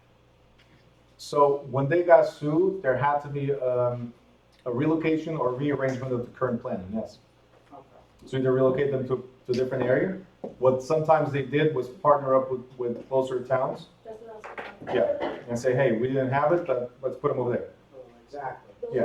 So like a deal of like, cause that's what I was gonna ask you, sometimes it's like a county, so then they'll make a deal with the other town, that you can have the West low Shore. income and Mhm. we'll give you this or something. Yeah, that's what I'm saying. So if it's already done, like Chris was saying, it's already done, can they revert it? Well, that's- If it's possible, they'll still revert within the development, right? So they have to have, you guys know where Kane University is? Yeah. All right, there's new development there, or recent development called the Ave. Okay? The Ave has 20% set aside within the Ave for low moderate income. The Ave is luxury apartments, but then there's the simple apartments. For them to be there, they had to have that 20% set aside. That development had to comply with this. So there's no laws that say that you have to have an equal, like style to luxury that the other Nope. renters are? It just says Nope, 20% it occupants. just has occupants. Wow. And they can put that. So they put the cheap, yeah. Yeah. So they put the cheaper material as well, but it just has to be safe. But the model is It's The stepped down. quality is. Step But you down. said- Quality's but different. you said they cannot, they should not, or they cannot, literally like put it in a set of building, like in the corner. No, I didn't say they couldn't. What I said is that They in do. New York, there's a building that's being sued for having that separation altogether. The entry. So I'm not saying that they couldn't, I'm just telling you that people complained and felt discriminated against. To me, regardless of what you tell me, the step down is discrimination. Yeah. Am I not entitled to have the same luxury as somebody that's, But even within the luxury, there's people that can afford to pay for the $4,000 unit and people that can afford to pay for the $2,000 unit. But then And that's how they- isn't and that's how- For the other amount, Say again? isn't, okay, so in those situations where you have some people who are paying the full rent, right, and some people who are paying reduced rent because of that 20% program, isn't that difference being covered by the government, so there's really no excuse to do that? It's not the difference. Okay, so you're being forced, and here's an incentive. Oh, okay, gotcha. You got it? Just like, if you guys know what loan modifications are, when people are losing their homes, the banks were getting incentives to help you keep the home. Oh, yeah? Yes, but those incentives were not good enough, so the bank said, you know what, let's deny this one, deny that one, deny that one, and we still get the incentives regardless, because all we have to prove is that we started Right. in good faith. Rafael? I was asking, what if they have the incentives set aside, but the landlord still charge the same amount of price that the No, no, That's a violation of law. that's violation. Yeah, can't do it. Okay. These are very well documented and approved by the municipality. So it's not like you can go there, yeah, you approved, but by the way, give me $4,000. No, those contracts will be under the supervision of the government, just like Section 8. I can say Section 8 in my units, I have Section 8, but all my contracts I send to Section 8 and let them put the price they want. I don't change anything to whatever is approved by them. And I'm happy with it. Does that make sense? Well, you let But them- there's some owners that what they do is, okay, we're gonna submit to Section 8 1,500, but the tenant has to give me $200 or $300 more in cash. That is illegal. Once they get caught, they'll never get Section 8 benefits again. Like, they can't participate in the program again. So basically, Section 8, like, Give me 1 second, Janine, yes. Um, I'm trying to keep the order. back when you said about Edgewood, Edgewood is a part of New York? No, I was just saying that Edgewater got sued as well, and some other, like Plainfield got sued. There's a bunch of towns that got sued for not complying with this law. Oh. And you have to remember, these are recent laws, 1975, and then the second lawsuit in 1983 that finished in 3 years later, so 1985 as well, 86 actually. So these are recent laws. So if the township hasn't developed yet, they might have forgotten that this law was in place. And that's what happened, for instance, Edgewater. All the developments they did, buildings with 400 units, and they were not compliant. So they got sued in 2012, 13, and they just got hit with another lawsuit recently. so when you submit to Section 8, right, and your apartments are 1,200, the apartment, or whatever, you send it to them. Yes. And they put a price for the person who's gonna move their liable for 200 to pay the rent for them. Did Section 8 meet the other 1,000? First of all, that's illegal unless it's approved by Section 8. That's what I'm saying, if that. Section So 8 wasn't- see, the way Section 8 works, so you guys know, and we're gonna move forward because that's Chapter 12. But the way Section 8 works is they give you a voucher. Voucher is based on your income. This is as much as we contribute towards your rent. So if your rent is $1,500, we'll give you $1,200. You're responsible for the rest because you make enough money to cover the difference. So they already know. If you don't make enough money, we cover the whole thing. So it's based on eligibility. It's based on income guidelines. That's What I cannot do is send something to Section 8 and then charge you more on the side. Yeah, So if your voucher is for $1,200 and my lease says $1,500, it's gonna say, Section 8, do you agree that the tenant is responsible for paying the difference? If Section 8 gives that voucher, the voucher says $1,500 rent, benefits of $1,200, tenant's responsible for. Section 8 is telling the tenant, you are responsible for giving me the difference. well, thank you for explaining Got that to me. Maybe you misunderstood me, but that's what I was trying to say. You still make your money, you don't lose the money. Yeah, and that's what I'm trying to say, and I'm making it clear as long as Section 8 approves. Okay. So I'm just going with yours, making it a little bit in depth, as long as Section 8 approves. Do not ask for more money that's not approved by Of course. Section 8. But can you? Yes, as long as they approve. Period. Now, you might be eligible for the $300 difference, she might not. I'm not required to accept your voucher. Does that make sense? Yeah. If her voucher is solely up to $1,200, I am not required to accept your voucher. If you qualify for the $1,500, but you're responsible for $300 on the side, right? I can take yours. It's not discrimination. Right. You guys understand that? It's like you go to a restaurant. Restaurant says it's $50 per person. Can you afford it? No, you cannot come. If you can, you go. If you can't, you don't go. It's as simple as that. I'm not required to, you tell me you only have $30 in your pocket. Well, I'm sorry, it's 50 is 50.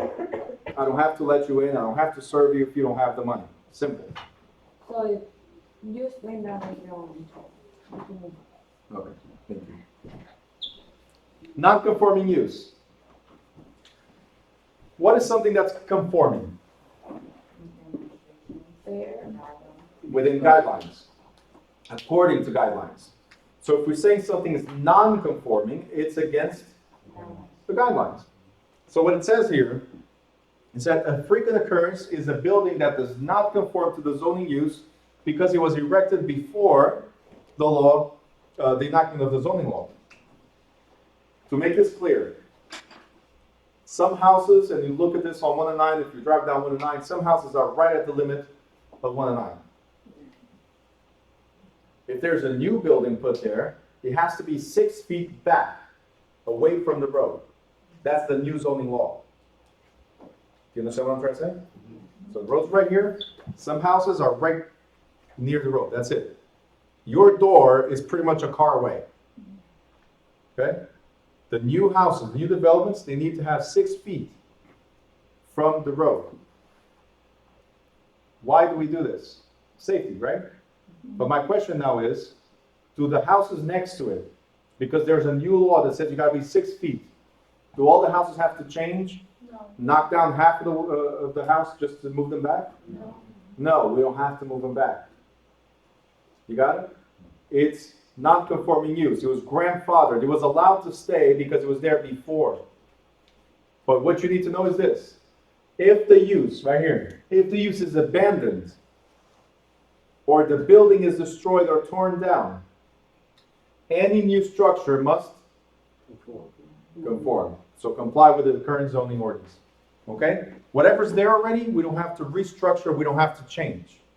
But if it's abandoned, or if it's knocked down or destroyed, the new structure now must be 6 feet back. Okay, so if you rename the house, If what? rename the house, you have to do that. If I'm not, if all I'm doing is, I keep the skeleton, right? So the 2x4s, and all I'm doing is putting new sheetrock, new wiring, I don't have to do the setback. But if I'm tearing it down, any new structure must be 6 feet back. Yeah, new structures only. Okay? Like this building, let's say the zoning changes to residential. Do I now have to pack everything and go and make this residential? No. No, but if the use is abandoned, if it stops being a commercial building, like the factories I was just telling you before, the factories are now turning into lofts and all that stuff, right? So the new structure must comply with that. There's no more factories in Newark. Barely any factories in the United States, right? So everything is changing. What are laws? What are laws? Huge spaces. Beautiful. Open spaces. It's the open concept. It's the New York style. Whatever you see in the movies, that's what it is. There's old factories where they get into the apartment, they do Yeah. the delivery door. Oh, the There's no delivery divisions. door, yeah. There is no division. And then you have, yeah, there's no divisions. You have the pipes still going through. That's the New York style. Supports. Yeah. Yeah. So imagine taking a big factory, cutting into pieces, open floor plan. That's it. You save money, you don't have to invest a lot. Yeah, we don't have to do much. And we charge premium rates to look like a factory. Like, I go to restaurants that look like old style, like, Yep. everything look mad cheap and it still look cute. My old office on Wilson Avenue, I kept everything raw the way it was. We just painted to look like the pipes in New York, but kept it as open as possible. You know, we did this is all closed. We kept everything open. You could see Oh, so the this is not the main. air condition, my old office, Oh. previous office. So you could see the air conditioned ducts. You could see everything. There was no drop ceilings. It was nice. You save money, you save like an Yeah. All right. What if you don't agree? What if you don't agree to the zoning changes because it affects you? If you don't agree with something, what can you do? Agree with what? You can appeal it, right? In this case, you're going to file a petition or the appeal with the zoning board. And that appeal is called a zoning variation, which most people call it a variance. Okay? So realtors, we don't say variation. We say we're applying for a variance. A variance is, hey, the law is this. The new zoning law is this. But can we please make it a little different? Just for mine? Okay? So that's all it is. It's a petition for you to be different than everybody else. Okay?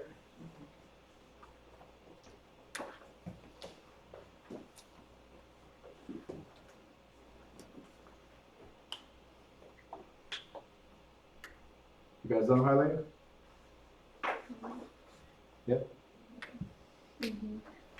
No. No. Say it one more time. When you say, if you're not agreeing, you mean like not agreeing what way, like? So, let's say for instance, and I'm gonna give it like the most ridiculous example, but it's probably the best way to explain.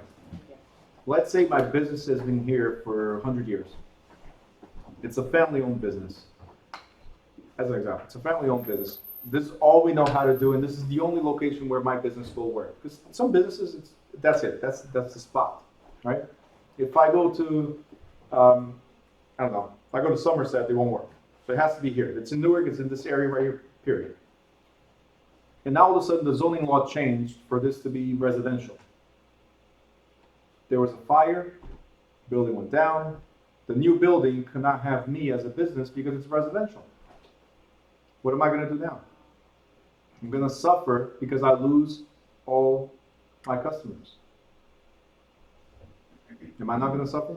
You suffer. So there's something called hardship. If there's a hardship, I can always appeal.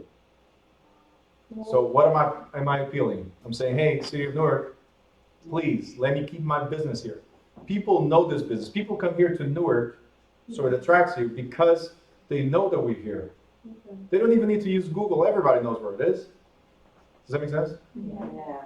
So again, this is an extreme. There's smaller situations where the zoning changes and it could affect you or not. But variances are. So there's an example here if you can read. But I like the extreme better. All right. Do they usually accept them? It has to be a very good reason. Or pointing the finger sometimes works. Like, how come that guy has a garage and I don't? That works. It has happened. Mm-hmm. If the guy in the corner in my block has a garage, when I restructured my property, I want a garage too. Oh, but you're not zoned for that. Well, you know what? I'm applying for a variance because if he has it, I can have it. Like If somebody allowed him to have it, then you have to allow me. Is that the same for someone making an apartment in the basement? If it's legal, then everybody becomes legal. If it's illegal, you cannot say, well, he has one. You're shutting him down in 2 seconds. They make it rip it out. Yeah, you have to take everything out. So the garage is different. All right, building codes. We already went over this. Building codes was part of the police power. Just highlight it as it is. We talked about the building codes, meaning the material that you can use, because straw, wood, and brick. We found brick to be safer, as an example, and that's what every property here in the city of Newark has to be, is brick, as an example. I'm just saying, that's the building code for Newark. The best way I can explain you is this. Have you ever tried to put a TV on the wall? Anybody? Yeah. I mean, And when you tried to put a TV on the wall, you could not find the stud? mm-hmm. Has it happened? No. You went through the wall? I did. I didn't even know. Hi, neighbor. Imagine. So, you can't find the stud. In older structures, sometimes they were 4 feet apart. Okay? In older structures. The new code says every 16 inches, there has to be a 2x4. Okay? Why? If there's a fire, it takes longer for it to burn through. If there's an earthquake, it's a sturdier structure. Does that make sense? If there's winds, there's not as much damage because the house is still sturdy. Brick would work better, but we'll stick to this 2x4s, no problem. But that's what it is. So in new structures, it's easy. All you gotta do is make a hole every inch and you're gonna find one. Older structures, you're gonna make a hole every inch and it's gonna take you a while before you find the stud. Or you get a stud finder, I mean, whatever works for you. They don't even work. So that's the new structures. They do work if you get the good ones. There's a very cheap one, it's $19.99 at Home Depot, and it does work. And also is The another one $50 ones don't work. that work if you go and, Knock, yeah, and was just still the empty, and you can find it. Yeah. if you knock at different rates and No. different intensities, you're gonna be confused. So make sure when you knock is the same. Yeah. Here's the other way to look at it, since you're saying that. You see the electrical outlet here? The electrical outlet should be attached to one. Should be. Here's the other way to look at it. Usually they're not level. In older homes especially, after all the movement of the building, you're gonna see like a small crack somewhere. Or if you hit it hard enough, the, well here it's different because it's metal, but the older ones, the, what do you call it, the nails will come out. So you're gonna see there's something off. That's where they are. Okay, easy. So start banging the walls until something moves. Well, I don't want to have the TV fall someday. All right, so that's the building codes. Now look here what it says. Most communities, do you see it? Most communities require the issuance of a building permit by the building department or other authority. And look what it says. Please highlight, underline, put stars, put bubbles, put arrows, whatever you got to put, but you got to remember this. Before a person can build a structure or alter or repair an existing building on property within the municipality. So before you make any change to the structure, you must apply for a permit. But is it all municipalities? No. Make sure you circle where it says most municipalities. Not every town says you gotta have a permit. To do, They should, but not every town says. which one would be? I'm sorry? Do you know a town that doesn't require a permit to do Not important right now, but towards the south. That's all I gotta say. Towards the south of Jersey, there's some towns that, hey, make it straw. I don't care. Yeah. They don't even have building inspectors in certain towns down there. All right. So it requires the issuance of a building permit. Why do you need a building permit? Because they're going to have an official verify your plans, make sure you're compliant with the current ordinances, okay? And then they come back and say, hey, you've done everything apparently according to the code. And because it's according to code, and our inspection is satisfactory, we're going to give you what's called a certificate of occupancy. Okay? Or a CO. Have you ever heard CO before? Yeah. Certificate of occupancy. Based on the name itself, it says it's okay to occupy, to live there. Would you like to live in a place that doesn't have a certificate that says, hey, it's okay to live here? Of course not. But doesn't mean that the places that don't have it are safe. It doesn't mean anything. Even the ones with a CO might not be safe. The difference between having the CO or not is that if something happens, you can sue somebody. Okay? If you finish a basement without permits and there's a fire, right? The insurance company might not pay for the damage because you constructed something without a permit. What's going to guarantee the insurance company that that fire did not occur because of your amazing YouTube skills? Right? The seal? Oh, the CO, that's what it is. You got it? Rafael, you had a question? No, I was trying to ask about a question with the seal. What if a landlord gives you an apartment or a business and you don't have a seal for like maybe 10 years? Can you sue the landlord? Or The do you have landlord to get gives a you an seal? apartment and what? Let's say a landlord gives you an apartment or a business. Do they have to give you with a seal or you have to get your own seal For a business. for a business? Okay. Some municipalities require a transfer of lease for a CO to happen. Union, for instance. If you're going to rent a commercial space in Union, you got to have a CO. You're starting as well? Not Newark. Newark, you can do whatever you want. Got it? So every town, and by the way, this comes to a point where I tell you guys, do not do real estate in the whole New Jersey. Your license is a New Jersey real estate license. But I'm trying to show you here that each town has their own rules. Do you have to know every town's rules? No. Be the master Be the master in one town, children. Be the master in 1, 2, 3 maybe at most. I only deal with Newark.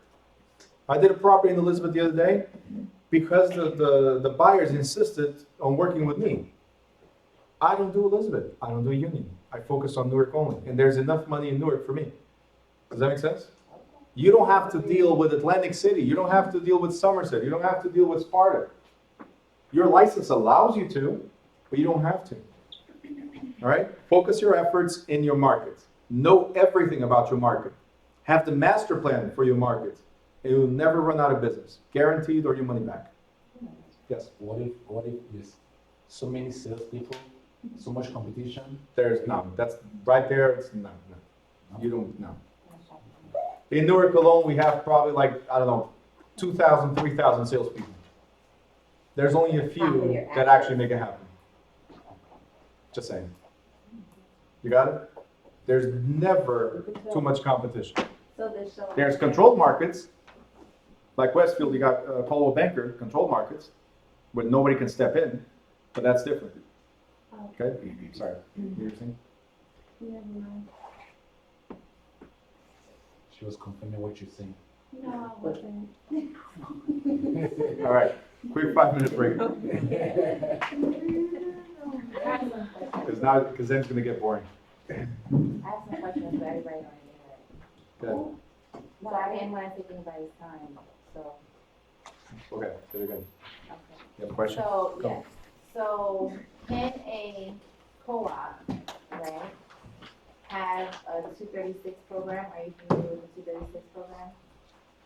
What is a 236 program? It's the same thing as Section 8, where the shareholder has a reduced limit based on their income. Can a co-op have that? Because I just worked at a co-op that also offers. That's the one you were talking about before? Yeah.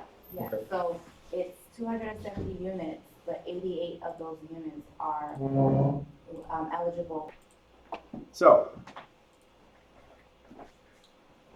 environmental hazards. The very first one is asbestos. Now, what we're going to do in these next couple of pages is just point out a few things that you need to know. It's more definitions other than scenarios, okay? So, look how it's highlighted. What are you going to do? Let me teach you guys how to highlight this stuff real quick. You see that it's a whole paragraph? Mm-hmm. Just put a box around it. What you need to focus on is that asbestos is a type of insulation that was banned in 1978, period. You should still read the whole thing. That's why I said put the box around it. You don't have to waste your highlighter. But you need to know, mainly, when you look at the question, asbestos, insulation, banned in 1978. That means that after 1978, do they still use it? No. Supposedly not, right? Next, What kind of asbestos? a type of insulation. It's called asbestos. Next paragraph. Just highlight around. Exactly. Moving? Oh, no. Did it move? Did it move? No. Not a bit. Not a bit. There you go. So just put a box around this area right here. And if you have a question, it's going to say, as long as the asbestos is contained, it poses little risk. However, highlight, underline, put stars, when it's disturbed, as often occurs during renovation or remodeling. Older asbestos fibers break down into tiny filaments and particles, a condition known as friable, and when these particles become airborne, they pose risk to humans. So they're going to break down into tiny filaments. You could inhale, and it could be dangerous to you. It could be lodged in your lungs, and you might not feel it right away, but it might cause problems later on. Exactly. Or Commercial you see every day. that commercial see today. And that happened, unfortunately, to a very good friend of mine. He just died of cancer because of something that was lodged in his lungs from when he was 18. He died at the age of 73. Wow. They only found out at the age of 73 that there was something in his lung. Oh, wow. Wow. All that time. It was a really tiny thing in his lung, asbestos. From when he used to work in a company, when he came to the United States, he used to work in a company that dealt with that. The removal, I'm sorry? asbestos removal. There's a lot of companies that specialize in that. Well, I don't know exactly what he did. I just know that's how they were able to say in the autopsy that's what it was. Well, these things are slow growing, so it'll happen 10 to 15 years after, not instant. That's what I'm trying to say. So you might not feel it right away. And then, so when you do renovations with asbestos, pay attention to this. You cannot touch the asbestos. It breaks down into tiny filaments. It could be dangerous to you. So, it says right here, okay, it was insulation used to cover pipes. Just highlight that real quick. Oh, that foamy stuff? It's a foamy stuff around the pipes. Wait, can I use, right now, I used to play with Huh? it. you cannot, What? You know, it has Yeah, like the you cannot- aluminum on the outside. There's different types of asbestos, and it's not aluminum, no. Oh. But it could be wrapped in aluminum. Some of it wrapped in patterns of I chalk. didn't even know. Yeah, now it Cause I used to just play breaks with down, disintegrates if you touch that thing. Yeah, it. Oops. it itches like, yeah, all insulation itches anyway. All right, here, this is what you, Question. I'm sorry. So I don't even know what you guys talking about. I'm sorry. Which part? I'm sorry. I'm lost. I don't know. He doesn't know what asbestos is. It's just a type of insulation, it's insulation. So it covers or seals, or like, for instance, water pipes. she doesn't know what is that. You don't know what insulation is? I mean, So, this is insulated, meaning there's air, cold, hot air does not go through, as an example. That's just one of the examples. Insulated for fire, meaning it prevents fire from going through. Insulated from sound, means it prevents sound from going through. So insulation just means it's protecting from something else. Oh, Your it North sounds like Face it jacket. burned down. I'm sorry? Her North Face jacket. North Face jacket. Insulates you from the cold. So, what? No. That was a good example. I don't understand how this insulation was in all these old homes. But these houses get burned to smithereens. What protect them fire is it? No, okay, let me rewind then. Look what it says. There's fire-resistant properties of the asbestos. Made the popular material back then for the use of floor tile, exterior siding, and roofing products. So this particular insulation, this particular type of insulation, so I was giving a general example of what insulation was, right? This particular insulation was mainly used to be a fire-resistant, okay? But not all insulation is fire resistant. There's sound insulation. Okay, so Not anymore. not anymore what? This one. Not anymore. We don't use this one for fire. Now there's different types of different materials used for insulation. This particular one, asbestos, is not used. Okay? So they can't be found in older homes. Can be found in older homes. And old Yep. homes. And look, it may be easy to identify when it's visible. For instance, when it's wrapped around heating, like you're asking, heating water pipes. But when it's behind walls, you have no idea that's there. So that's why when you go remodel a home, you knock down the wall, you could hit asbestos. And once you do, it says right here, that's what I was trying to get to, that no safe level of asbestos has been determined. So asbestos, yeah, we're not saying, hey, just a little bit of asbestos is dangerous or not, or a lot of asbestos to be dangerous.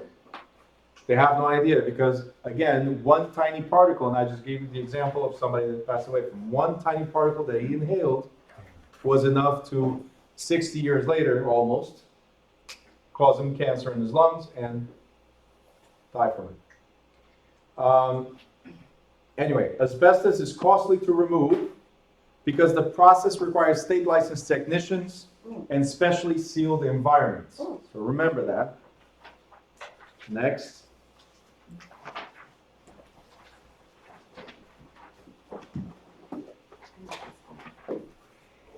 Next page it says, encapsulation or sealing off, so it's the end of the first paragraph there. Encapsulation or sealing off of disintegrating asbestos is an alternate method of asbestos control that may be preferable to removal, because removal is costly, so let's just figure out a way to keep it there without being dangerous. So encapsulation. If you want to remove it, you cannot remove it yourself. I mean, you can at your own risk, right? But it requires, if you want to do it the right way, it requires a state certified technician. It's not, hey, my cousin, come help me. No. Well, they can't just dispose that in the trash either. And that's the other thing. It becomes a heavy fine. Well, no construction material should just be disposed in trash. EPA. But EPA gets involved. We're going to get to EPA in a second. So you got to be very careful with any of these conditions, actually. Whatever you do, it shouldn't be you. It should be always certified people to do the work. Yeah, because it has to be the whole environment. Yep. Okay. Next. This one we're going to stop for a little bit, because this one I have to explain the dangers and what you as a realtor must do. So now it's not the inspector, it's you. Okay? Lead-based paint and other lead hazards. Lead-based paint and other lead hazards.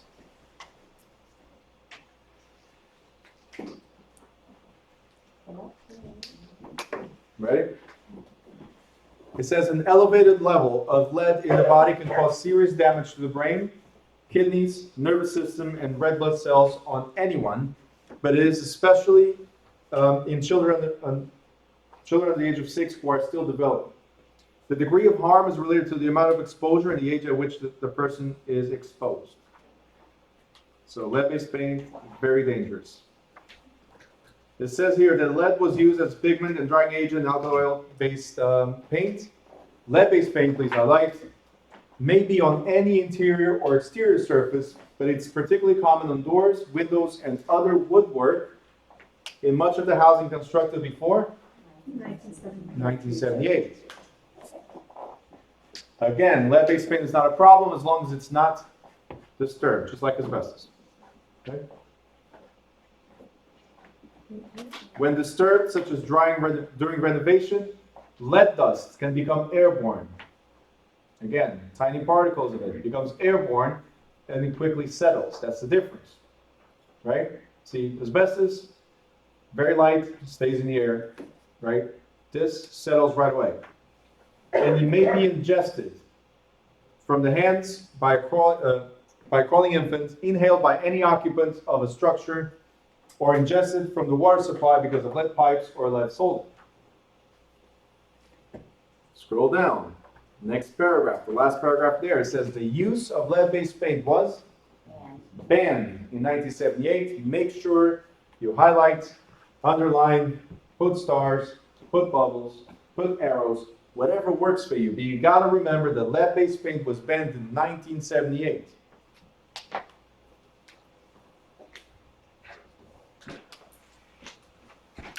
It says right here, no federal law. I'm going to give you 2 questions right here and 2 answers, potential answers right here for the exam. It says no federal law requires homeowners to test for the presence of lead-based paint. So if the question says that they are required to, right, you look for the answer that says none of the above, something like that. Because nobody's required to test.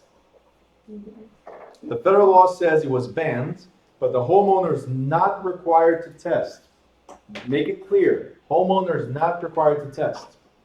Look what it says next. However, under the Lead-Based Paint Hazard Reduction Act, persons selling or leasing residential housing constructed before 1978 must disclose the presence of, underline, double underline, triple underline, must disclose the presence of known lead-based paint. If it's known, meaning you tested it already, so remember, nobody's required to test. But if the question says known, like the seller knows, the landlord knows, then by law, you are required to pass along that information. Does that make sense? So the 2 questions, one of them, the answer is nobody's required to test. The second is, if you know, you must give that information. You got it? Mm-hmm. Yes? Yes? Questions? Cool. Next page.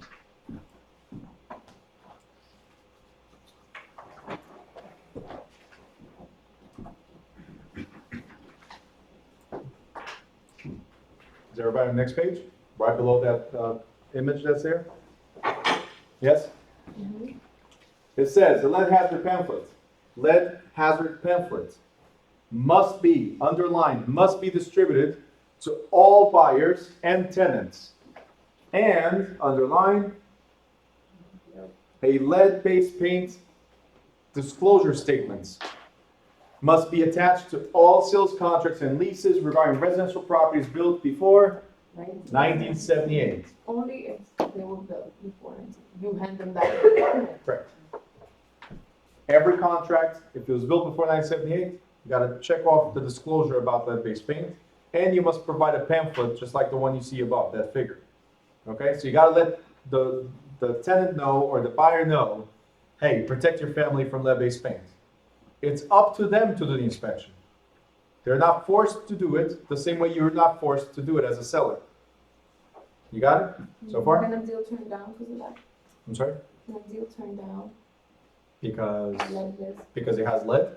Yeah, absolutely. The cost of removing all the walls, no. right? Putting the walls back in and painting could be greater than what you expect to spend. So yeah. There are many landlords who find it difficult to occupy their apartments. So some of the reasons because the tenants don't have good credits, no good backgrounds. So what if you have a tenant who you want to occupy an apartment and you don't have no contract signed, no lease, and he has a lead-based paint, and they suffer because of that? Do they have the right to sue you? A contract does not stop you from these rights. Okay? Just because there's a contract or there's no contract does not raise or lower your rights. If you have no contract with the landlord and there's lead-based paint and you suffer from it, you're still entitled to sue. If the landlord knew about it. Now the other question, what you really need to know is, was it disclosed that there's potential lead-based paint? That's the requirement. We don't need to have a contract, but by the way, house was built before 1978, here's a pamphlet. You got it? If you want me to test, I could. If not, then go ahead and rent. You got it? Also, do they have, you know how sometimes I'm trying to have a newborn baby, for example, I buy a paint to paint a new, for the newborn baby. The only time you paint the house. Some paints come, if you buy some paints, they come sometimes like you trying to paint the house. Isn't that? You're saying if it comes with lead in it? Yes. Okay. Here's what I'm going to say to you, and yes, this is on record, I'm not going to take it out. Do you really believe, before the internet age, 1978, that everybody got the memo, no more lead-based paint? Do you really believe that these huge companies threw all the paint away? The gallons, the billions of gallons of paint, all down the drain? No. So most likely, all the lead-based paint, my opinion, I'm not making a statement of fact here, all that lead-based paint was diluted into the paint that we have today.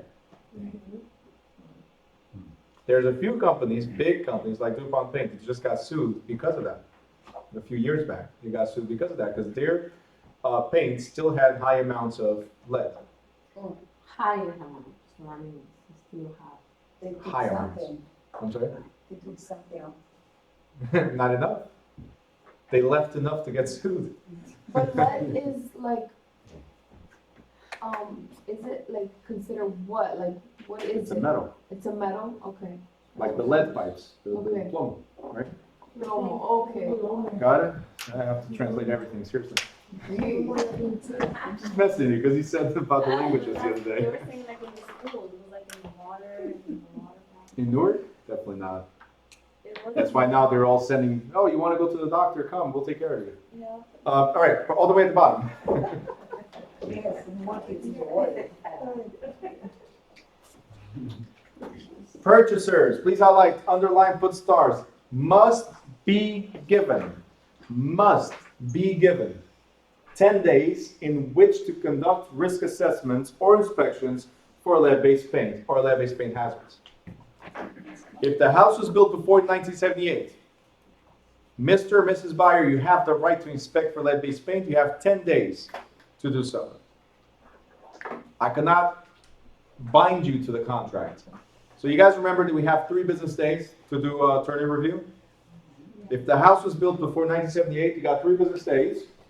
but then you have the 10-day period to inspect the property. See, the thing is, after the 3 business days, you're bound by the contract. You can't get out.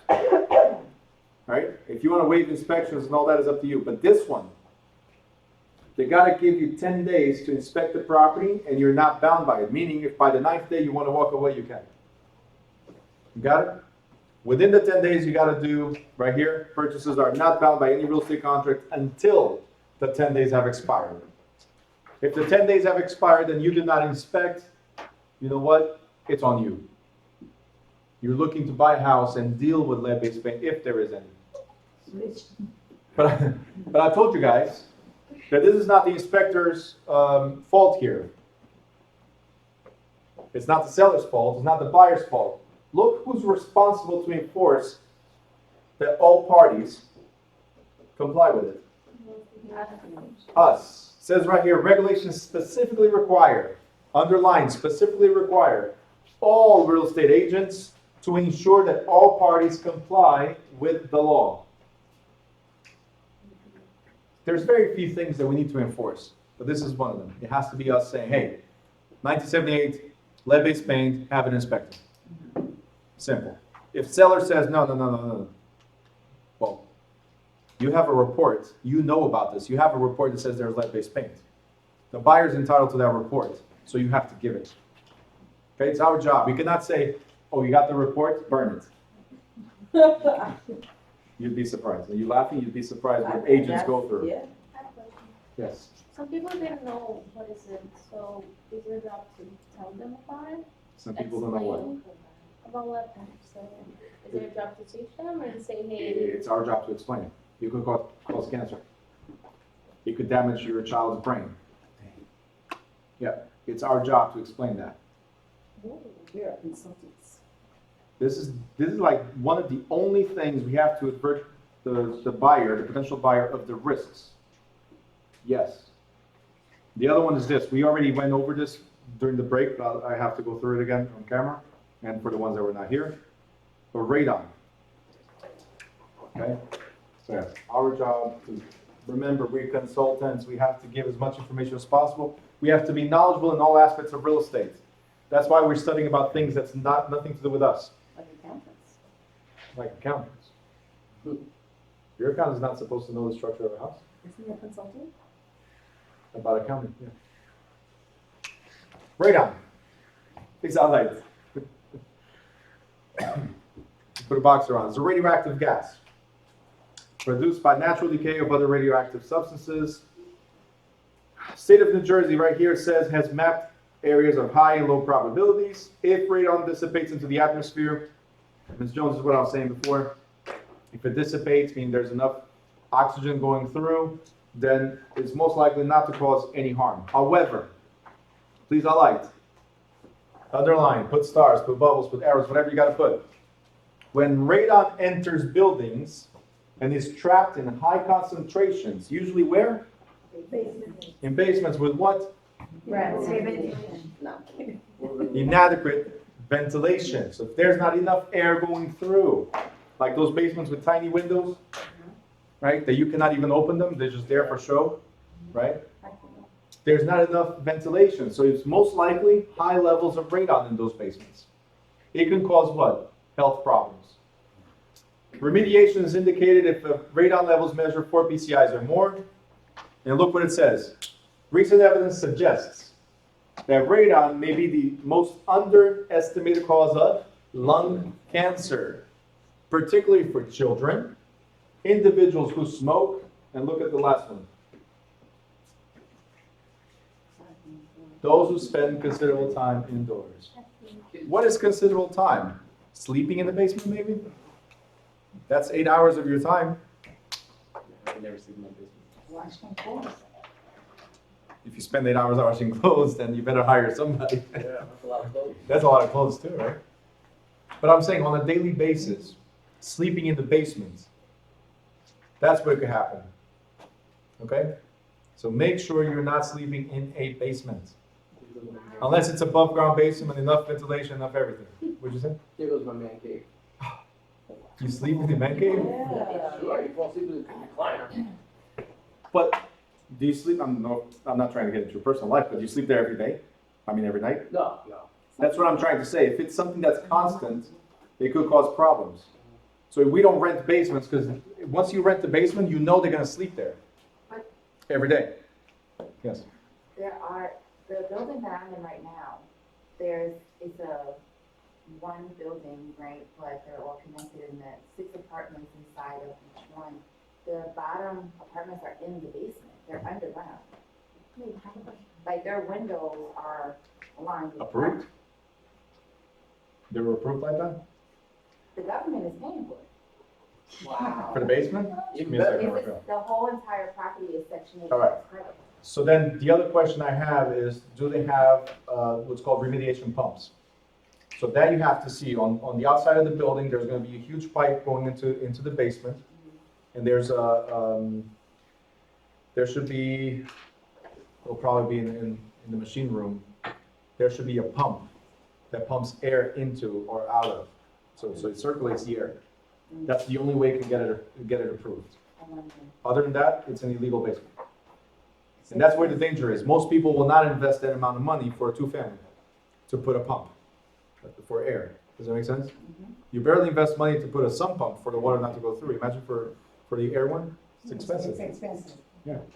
Well, yeah. He has to check with my little sister, right? So at the basement, he has a furnished basement already. The room, the living room, everything. My parents been staying there that's where they stayed. Because it's like a visitor's room. And they've been Okay. staying there for like 2 years. So that's bad for them. Of course it is.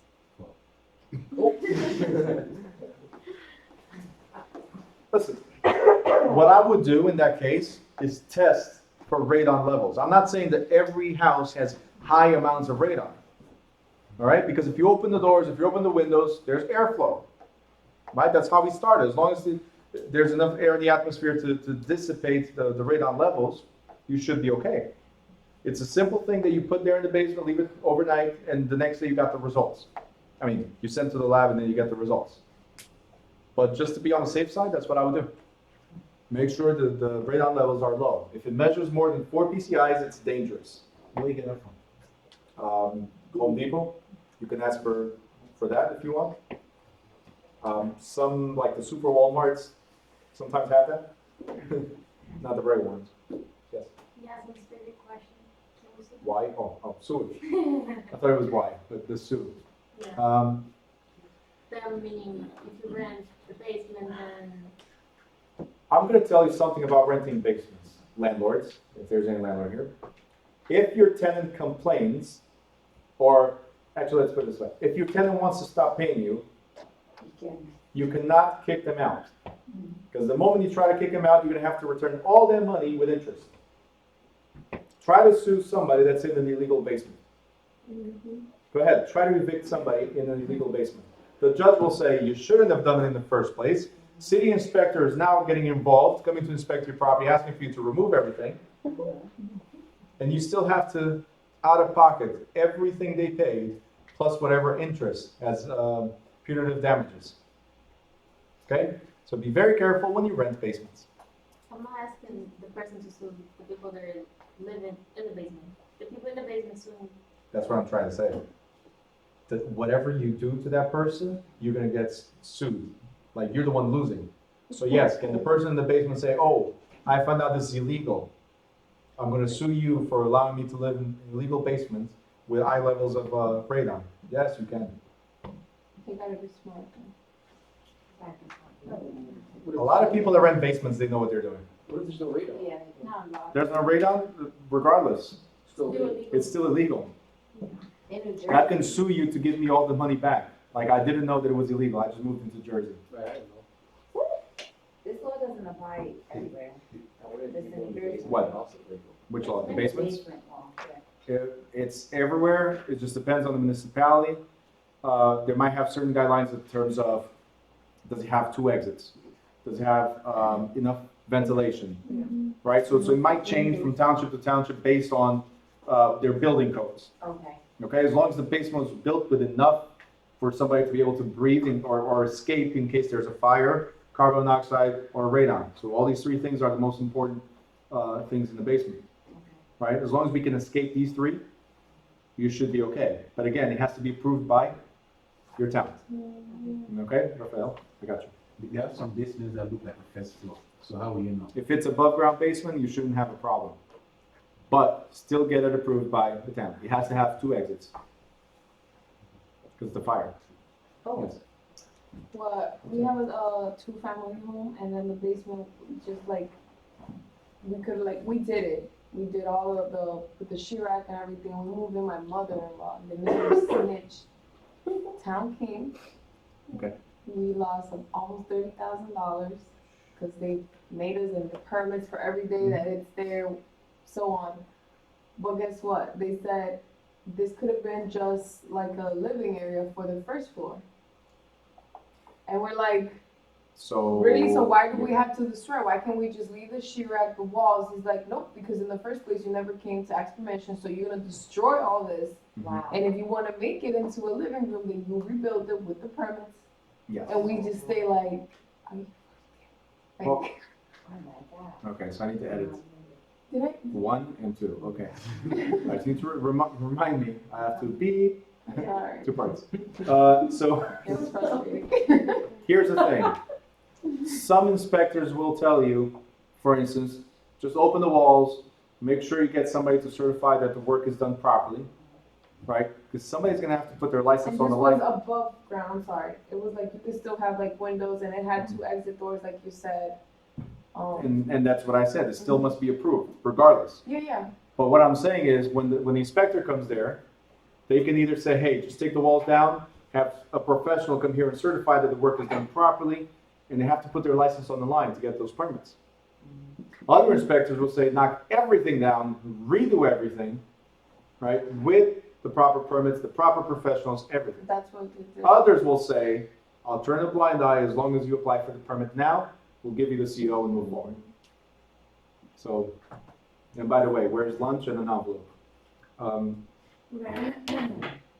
It happens everywhere. The house configured 9.1 is messed up in all different ways. It has all of them, yeah. In every. Sorry, Janine. But you're gonna I'm trying to mention that because the 2 exits, it can still be, considered legal even though it has 2 doors. Like I said, you can have the height of the windows, you can have the 2 doors for exits, so reduce fire hazard, but still has to be approved by the town. You cannot just assume or presume, because it meets these conditions, these safe conditions, that it's okay to rent. Always get a permit from your town. Can we convert this? Look, if it says 2-family, it's a 2-family. Can we convert this to a 2.5? If the town might allow it. Some of the properties here in Newark, above ground, they allowed to convert to 2.5. You have 1 unit, 2 units, and the basement was allowed to be half a unit. Oh, you mean like the ones with the Okay. driveway, you can walk to the door? Yeah. Above ground. have 2 doors, you can have the windows. You can also have the windows. You might not be able to jump. Yes. That happens to me where you said that you have to pass an envelope with money and stuff. It was a fire on the basement. You said that too. Yeah, I did. No, great. It was a fire on the basement, like a small fire, like at the plug or something, and the lady called the ambulance and the fire department and everything. So they came. You can't have it on the basement. Mm-hmm. So we were late to pick up the rent. It was already half of the month. We needed to give it back. The month that they didn't pay, the month before, getting the hotel, pay the person for them not to take everything down and get sued, and like installing them until they get an apartment. Mm-hmm. Oh yeah, you're gonna be liable for everything. Wait, if the police gets there, what happens? There's The a police fire. can get involved, it's the town. It's a town. The But the police fi- just there to. No, no, no. The No, lady no, was no, like, no, no, hey, all right, this fire all right. department- Wait, we need to move forward. But fire department, police no, but the fire department Oh, could yeah, deem it because- unsafe, shut down the whole building. Oh, of course, because The they're, whole they need building. to secure the people, With other meaning that people there's no living exit for them. Everybody gets out. But the police doesn't. All right. Here's the thing. Here's the thing, because radon is odorless, colorless, and tasteless. It's impossible to detect without testing. Highlights, underline, put stars, bubbles, arrows, everything. Where? Right there. Where? Do you have to test it if you're an agent? It's not mandated for test, but you should. All the home inspectors will put the test in there. Right here, it's relatively easy to reduce levels of radon. I already covered this, as long as there's enough ventilation. According to New Jersey law, a seller must reveal to a prospective buyer the results of all radon testing and any mitigation work. Look what it says, please underline, when the contract of sale is entered into.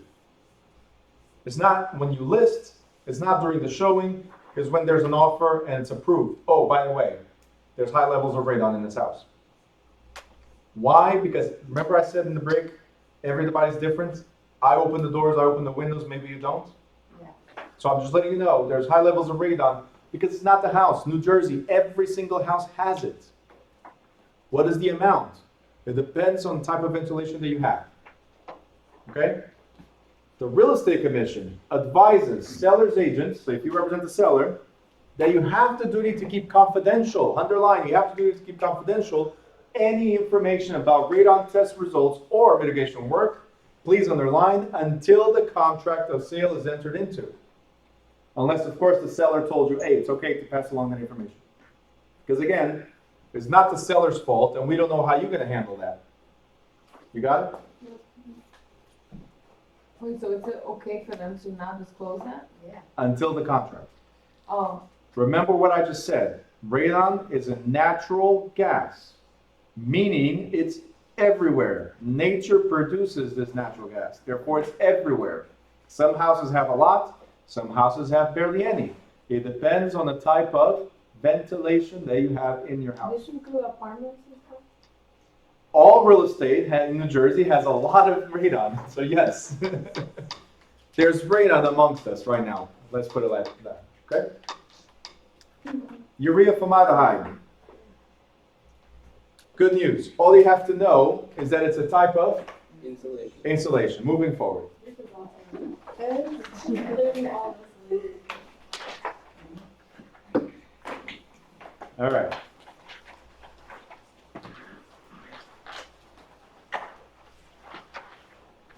Page 110, you got mold. Everybody knows what mold is, right? Yeah. Highlight just the second paragraph the way it is here.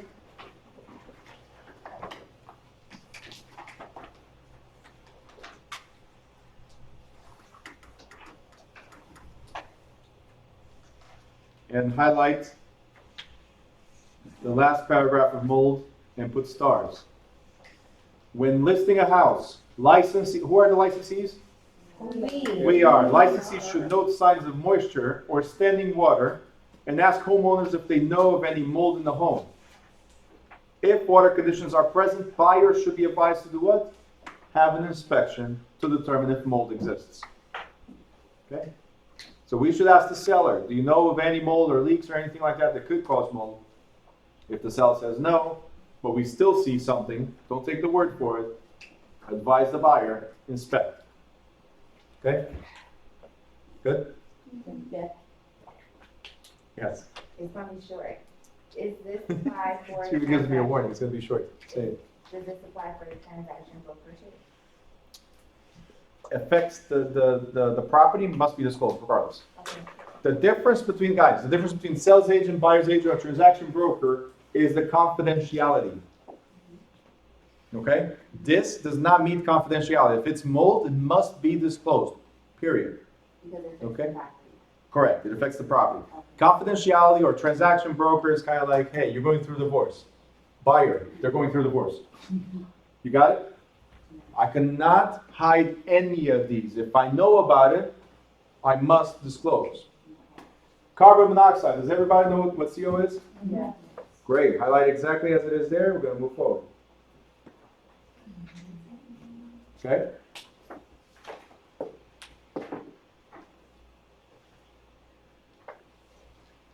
At the bottom, right above EMFs, it says New Jersey, please highlight, underline, put stars, bubbles, arrows, everything.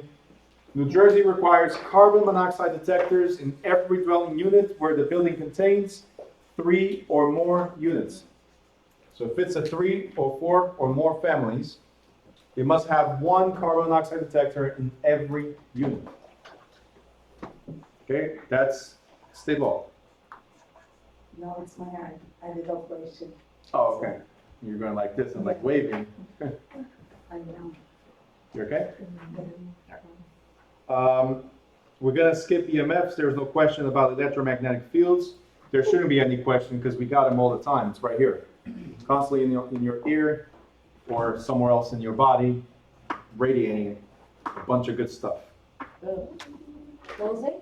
So we're gonna go to groundwater contamination. I think it's self-explanatory what groundwater contamination is, right? No. Do you know what groundwater is? Water in the ground. Like the pipes? Water in the soil, in the ground. Groundwater, not pipe water. But it says right here, surface water can also be absorbed into the groundwater. It's in green right here. Right? So any contamination of underground water can be threatened the supply of pure, clean water for private wells or public water systems. So yes, it could get into your pipe water. So you have the groundwater, which is the water right below the surface. You could be several feet below. It could be very close to the surface. Any contamination could travel into your supply of water in the house. Now, right at the bottom, look what it says. New Jersey Private Well Testing Act applies to every contract of sale where the source of potable water is from an on-site private well. Highlight exactly as it is here, please, or underline the green stuff and put stars. It's from an on-site private well or under certain conditions off-site well. So if the water that goes into your property is from a well, then this applies. It mandates the testing of the water in accordance with the act. Meaning, closing may not take place unless both the buyer and seller certify in writing, please underline, certify in writing that they have received and reviewed a copy of the test results. And this also applies for rentals, okay? So remember, put stars, okay? We cannot close. If the question talks about a private well, either on-site or off-site, talks about private well, we cannot close until that water is tested and both of us have the results. Seller must be aware of what they're selling, buyer must be aware of what they're buying. What happens when they come back contaminated? Deal's off. Unless you're really willing to, hey, I don't drink water anyway. No, but when they come in agreement. What kind of agreement? That you're gonna clear the water? Well, From a somehow well? they're gonna have to clear it for. Yeah, they are, but it's That's when like it- when an oil tank thing. oh, yeah, but when it comes to water in a well, it's a little different. Because that's groundwater. So it's not like I put water there, it's groundwater. It's not liquid. Well, there is, but it's a little bit more difficult. That's what the towns do. I mean, the water comes from the ground, it's just they have filtration systems. Who will report that? I'm sorry? Where we will go? Like, So there's professionals to handle this, but you might not deal with any of these situations being here in this area. You start going out west or south, you might have those situations, okay? All right, USTs. So give me a few more minutes, we're almost done. USTs, underground storage tanks. I want you to go to the next page where it says UST. It says military bases, do you see it? Okay, skip to the second sentence and start highlighting. In residential areas, they are used to store heating oil. Some tanks are currently in use, but many are long forgotten. Over time, however, yes. Over time, however, neglected tanks, please highlight, underline, put a bunch of stars here. Neglected tanks may leak hazardous substances into the environment. So if you have an oil tank, underground oil tank, and it leaks, it's leaking the oil into the ground. So it becomes contaminated. It could also contaminate an adjacent parcel, so anything that's next to you, your neighbor. You could be contaminating your neighbor's property, okay? Where's this paragraph? At the top. It's in page 111, 111. under Ryson. Now, licensees. Who are the licensees? Okay, should be particularly alert for the presence of fill pipes, vent lines, stained soil, and fumes or odors, any of which might indicate the presence of a UST. So it's your job to look. Okay? If you see something, because not everybody's required to do a tank sweep to see if there's a tank. But if you see something that's unusual, any of these, it's your job to tell the buyer, hey, Mr. or Mrs. Buyer, there's a pipe over there, or the grass is green all over except for this patch here. There could be something underground. We should do a tank sweep. It's $200, maybe less, but at least peace of mind that you don't have a $40,000 bill coming up. Does that make sense? Yep. All right, simple as that. It says detection, removal of surrounding contaminated soil can be an expensive operation.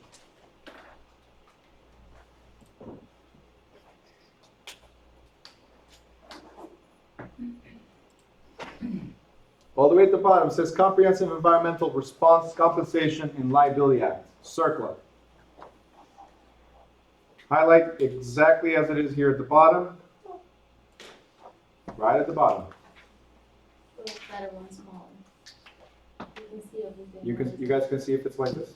Yes. Yeah? Yeah. Okay. For this section, I'll keep it like this for now. So highlight exactly as it is here. The Comprehensive Environmental Response and Compensation Liability Act, or CERCLA, established a fund of $9 billion called the Super Fund. So this is a federal fund. $9 billion back in 1980. And this was to clean up, underlined, so the Super Fund is to clean up for uncontrolled hazardous waste sites and to respond to spills. Okay, clean up uncontrolled hazardous waste sites and to respond to spills. It created, please highlight, underline, put stars. It created a process for identifying, please underline, double underline, potential responsible parties, or PRPs. Put a star next to PRPs. Potential responsible parties, as the name says, is who is potentially responsible for this hazardous substance. Okay? And ordering them to take responsibility for the cleanup action. On top. Cleanup action. CERCLA is administered and enforced by the EPA. So it's the Environmental Protection Agency. Now, let me show you something real quick. Do you see where it says liability? You see it? Yes. I don't want you to highlight everything. I want you to put a block around it. So I like just around it. The whole thing. And we're going to highlight what's in green and underline what's in green, okay? So right now, just put a big box around liability because the whole thing is important. Big box around liability. The whole thing is important. Stop what? Yeah, that's what No, you're not understanding. I understand you. I want a big box right here. Because the whole Just put a thing big is box. The whole thing is important.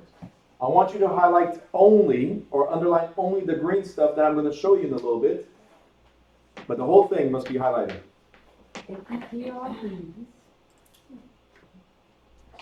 So, here where it says liability, in green, highlight, underline, put stars.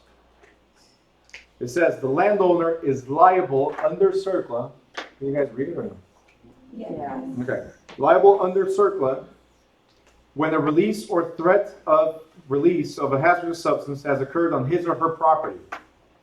So regardless of whether the contamination is the result of the landlord's actions or the others, the owner can be held responsible for the cleanup. What we're saying here is that it doesn't matter who caused it. If we found on your land, you're the owner, you have to clean up. That's the first thing we're saying. It doesn't matter who did it. I found it on your land, you are responsible. Starting there, okay? What is it again? So as I was saying before, where you guys were trying to highlight, and I was just saying put a box around it. I didn't vote. What we're saying is, the CERCLA is responsible to come out and clean up The what? whatever the contamination is. Oh, okay. It could be a leak, it could be whatever it is, whatever contamination. They're responsible, and they're going to point the fingers at who? At the owner of the property. Now, it could have been your neighbor, but they found on your land. Whatever's on your land, you're responsible. Whatever's on the neighbor's land, they're responsible. And then you guys fight. Go to court, at each other, whatever. But CERCLA, federal law says, you, the homeowner, are responsible for cleaning your own property. Good so far? Okay. We scroll down. It says, in green. Actually, that whole paragraph says, once the EPA determines the hazardous material has been released into the environment, it's authorized to begin remedial action. So CERCLA will start cleaning up. First, what they do is attempt to identify the PRP, so the potential responsible party, demand that the PRP cleans up. If PRPs cooperate to the cleanup, they must agree also on how to divide the cost. But if you say, hey, I didn't do it, I'm not going to clean up. That's in green right here. If you don't clean up, then the EPA will do it for you. And you're like, oh, awesome, so I don't have to do it, right? That's the thing. EPA then bills the PRP for the cost. Now, thought process, work with me. If you were supposed to clean up, you could have hired your own contractors and do it yourself. Maybe it would cost you like, I don't know, let's just make a random number, $20,000. But because the EPA is doing it, they have the union workers, and as you guys know, any union bill is like 3 times, right? Well, let's just assume it's $50,000, just to keep it simple. You could have done it for 20, they'll bill you for 50. You're already pissed off, you're really not gonna pay. Hey, this is only 20, why am I gonna pay 50? All right, so here's the thing, now they take you to court. And when they take you to court, they take you to court up to 3 times the damages. So your $50,000, which could have been 20, is now $150,000, because that's what they're demanding the judge to award. Got it? Remember this right here. Right here. Liability, highlight, underline, put stars, put bubbles, put arrows, whatever you got to put. Liability under the Superfund is considered to be strict, meaning you, and you.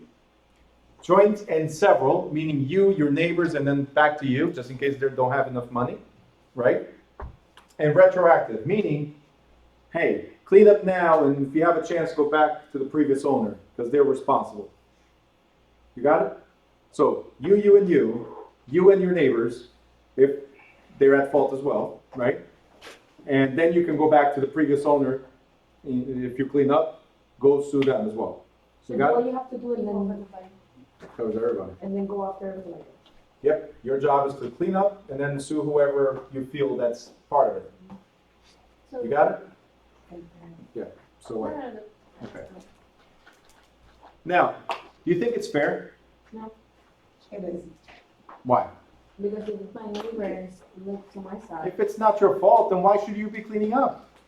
So in 1986, SARA came to be, the Superfunds Amendment and Reauthorization Act.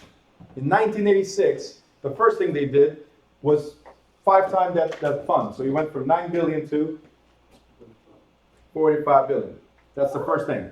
So now it's a 45 billion federal fund. The amended act also sought to clarify the obligations of lenders. So when there's a foreclosure, guess what happens? We buy from the bank. And the bank says, and I'm going to talk about this in deeds later on. The bank says, hey, you're buying the property as is. It's on you. Well, in 1986, they said, if it's hazardous substance, lender, you have to fix it too. You got it? So almost all the transactions in foreclosure, they wash their hands, it's on you. You deal with inspections. If there's any damage, you fix it. We're just getting rid of the property. This says no, right? So as mentioned, liability under Superfund extends to both present and all previous owners of contaminated sites. Now, real estate lenders found themselves either as present owners or somewhere in the chain of ownership through foreclosure proceedings. So lenders are responsible. Now, you said it was not fair that you had to clean up if it was your neighbor's fault, right? So under SARA, they also created what's called the Innocent Landowner Immunity Clause. Meaning, as you guys highlight, Meaning if you can prove that it was not your fault, the contamination was already there, or was your neighbor's fault, or whatever it is, as long as it was not your fault, you're innocent, they're letting you go. Okay? So until 1986, it was you, and you. Period. Then go after everybody else if you can. Here it says, if you can prove that you had nothing to do with the contamination, then you're innocent. Being innocent, you don't have to clean up. They'll clean up for you, and then bill whoever the actual party is. Since 1986. Okay? Linda, Yes? where's the air? I have no idea. We're almost there. We're almost done. Suffer just a little bit more, please.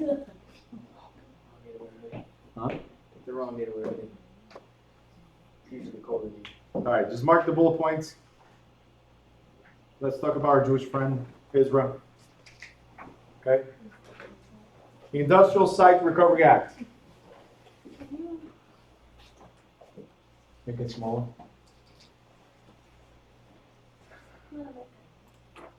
Can everybody see it? Oh, yes. Okay. You just wanted to see summary. That's what you guys wanted to see. So, yeah, coming. Where it says Industrial Site Recovery Act, all we're saying is, if it's a factory, at the transfer of ownership, the property must be tested, the soil must be tested for hazard, chemicals, toxins, all that stuff, because any factory uses chemicals, right? So it must be tested before it transfers. And then it talks about the wetlands protection. So you guys can highlight and then go through that later on. But the Wetlands Protection Act of 1970, what happened was, if I have a factory, I know it's my property. I can do whatever I want, remember? I have maximum rights. You guys remember that? The factory is right on the water. And because I have riparian rights, you guys remember those?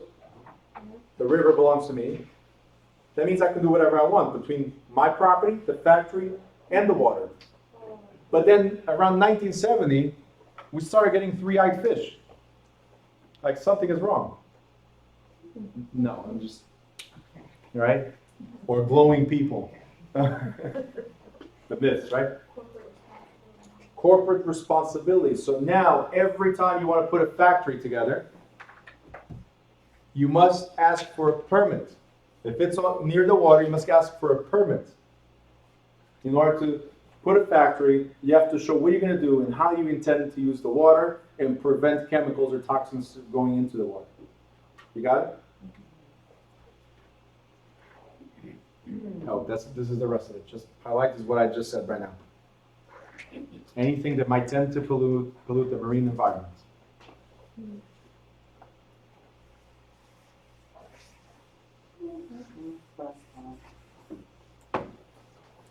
On the right-hand side, where it says landmark preservation, is the last two things we're doing. Landmark preservation. I want you to write, above landmark, you're going to write historical. You can spell it? Hysterical? Hysterical, yes. Wait, hysterical or No, historical? historical. Oh. I wasn't watching you when you said that, so I wasn't sure if you said it with a serious face or sarcastic face. You couldn't tell in the tone? I mean, I was more focused on highlighting than I was on. All right, perfect. So historical or landmark preservation. If something is deemed historical or a landmark, it's protected. What does that mean? It says that, right here, it says that you can alter the interior, but the exterior must be kept exactly the same way it was 100 years ago. Right? And then when I say 100, it's just an example. Okay? So can you do like an old house? Let's call it the Thomas Edison house, which has been preserved till today. Right? Let's say it's the Thomas Edison house. We're going to say, hey, this is a landmark. The exterior must look exactly the same way it was back in whatever time he was here. Inside, turn it into a bed and breakfast and call it the Thomas Edison bed and breakfast. You can do whatever you want inside. The exterior must look exactly the same way it looked years ago. Plus, it's great for the movies, you know, when they do westerns. Yeah. All right. That was hysterical, I'm just saying. Now, direct public ownership, highlight this one. It says a certain amount of land is owned by the government. You guys know this already, right? That government owns some property? For what? Movies? For municipal buildings, for schools, all that stuff, yes. Good? All right, summary, run. Hallelujah. Hallelujah.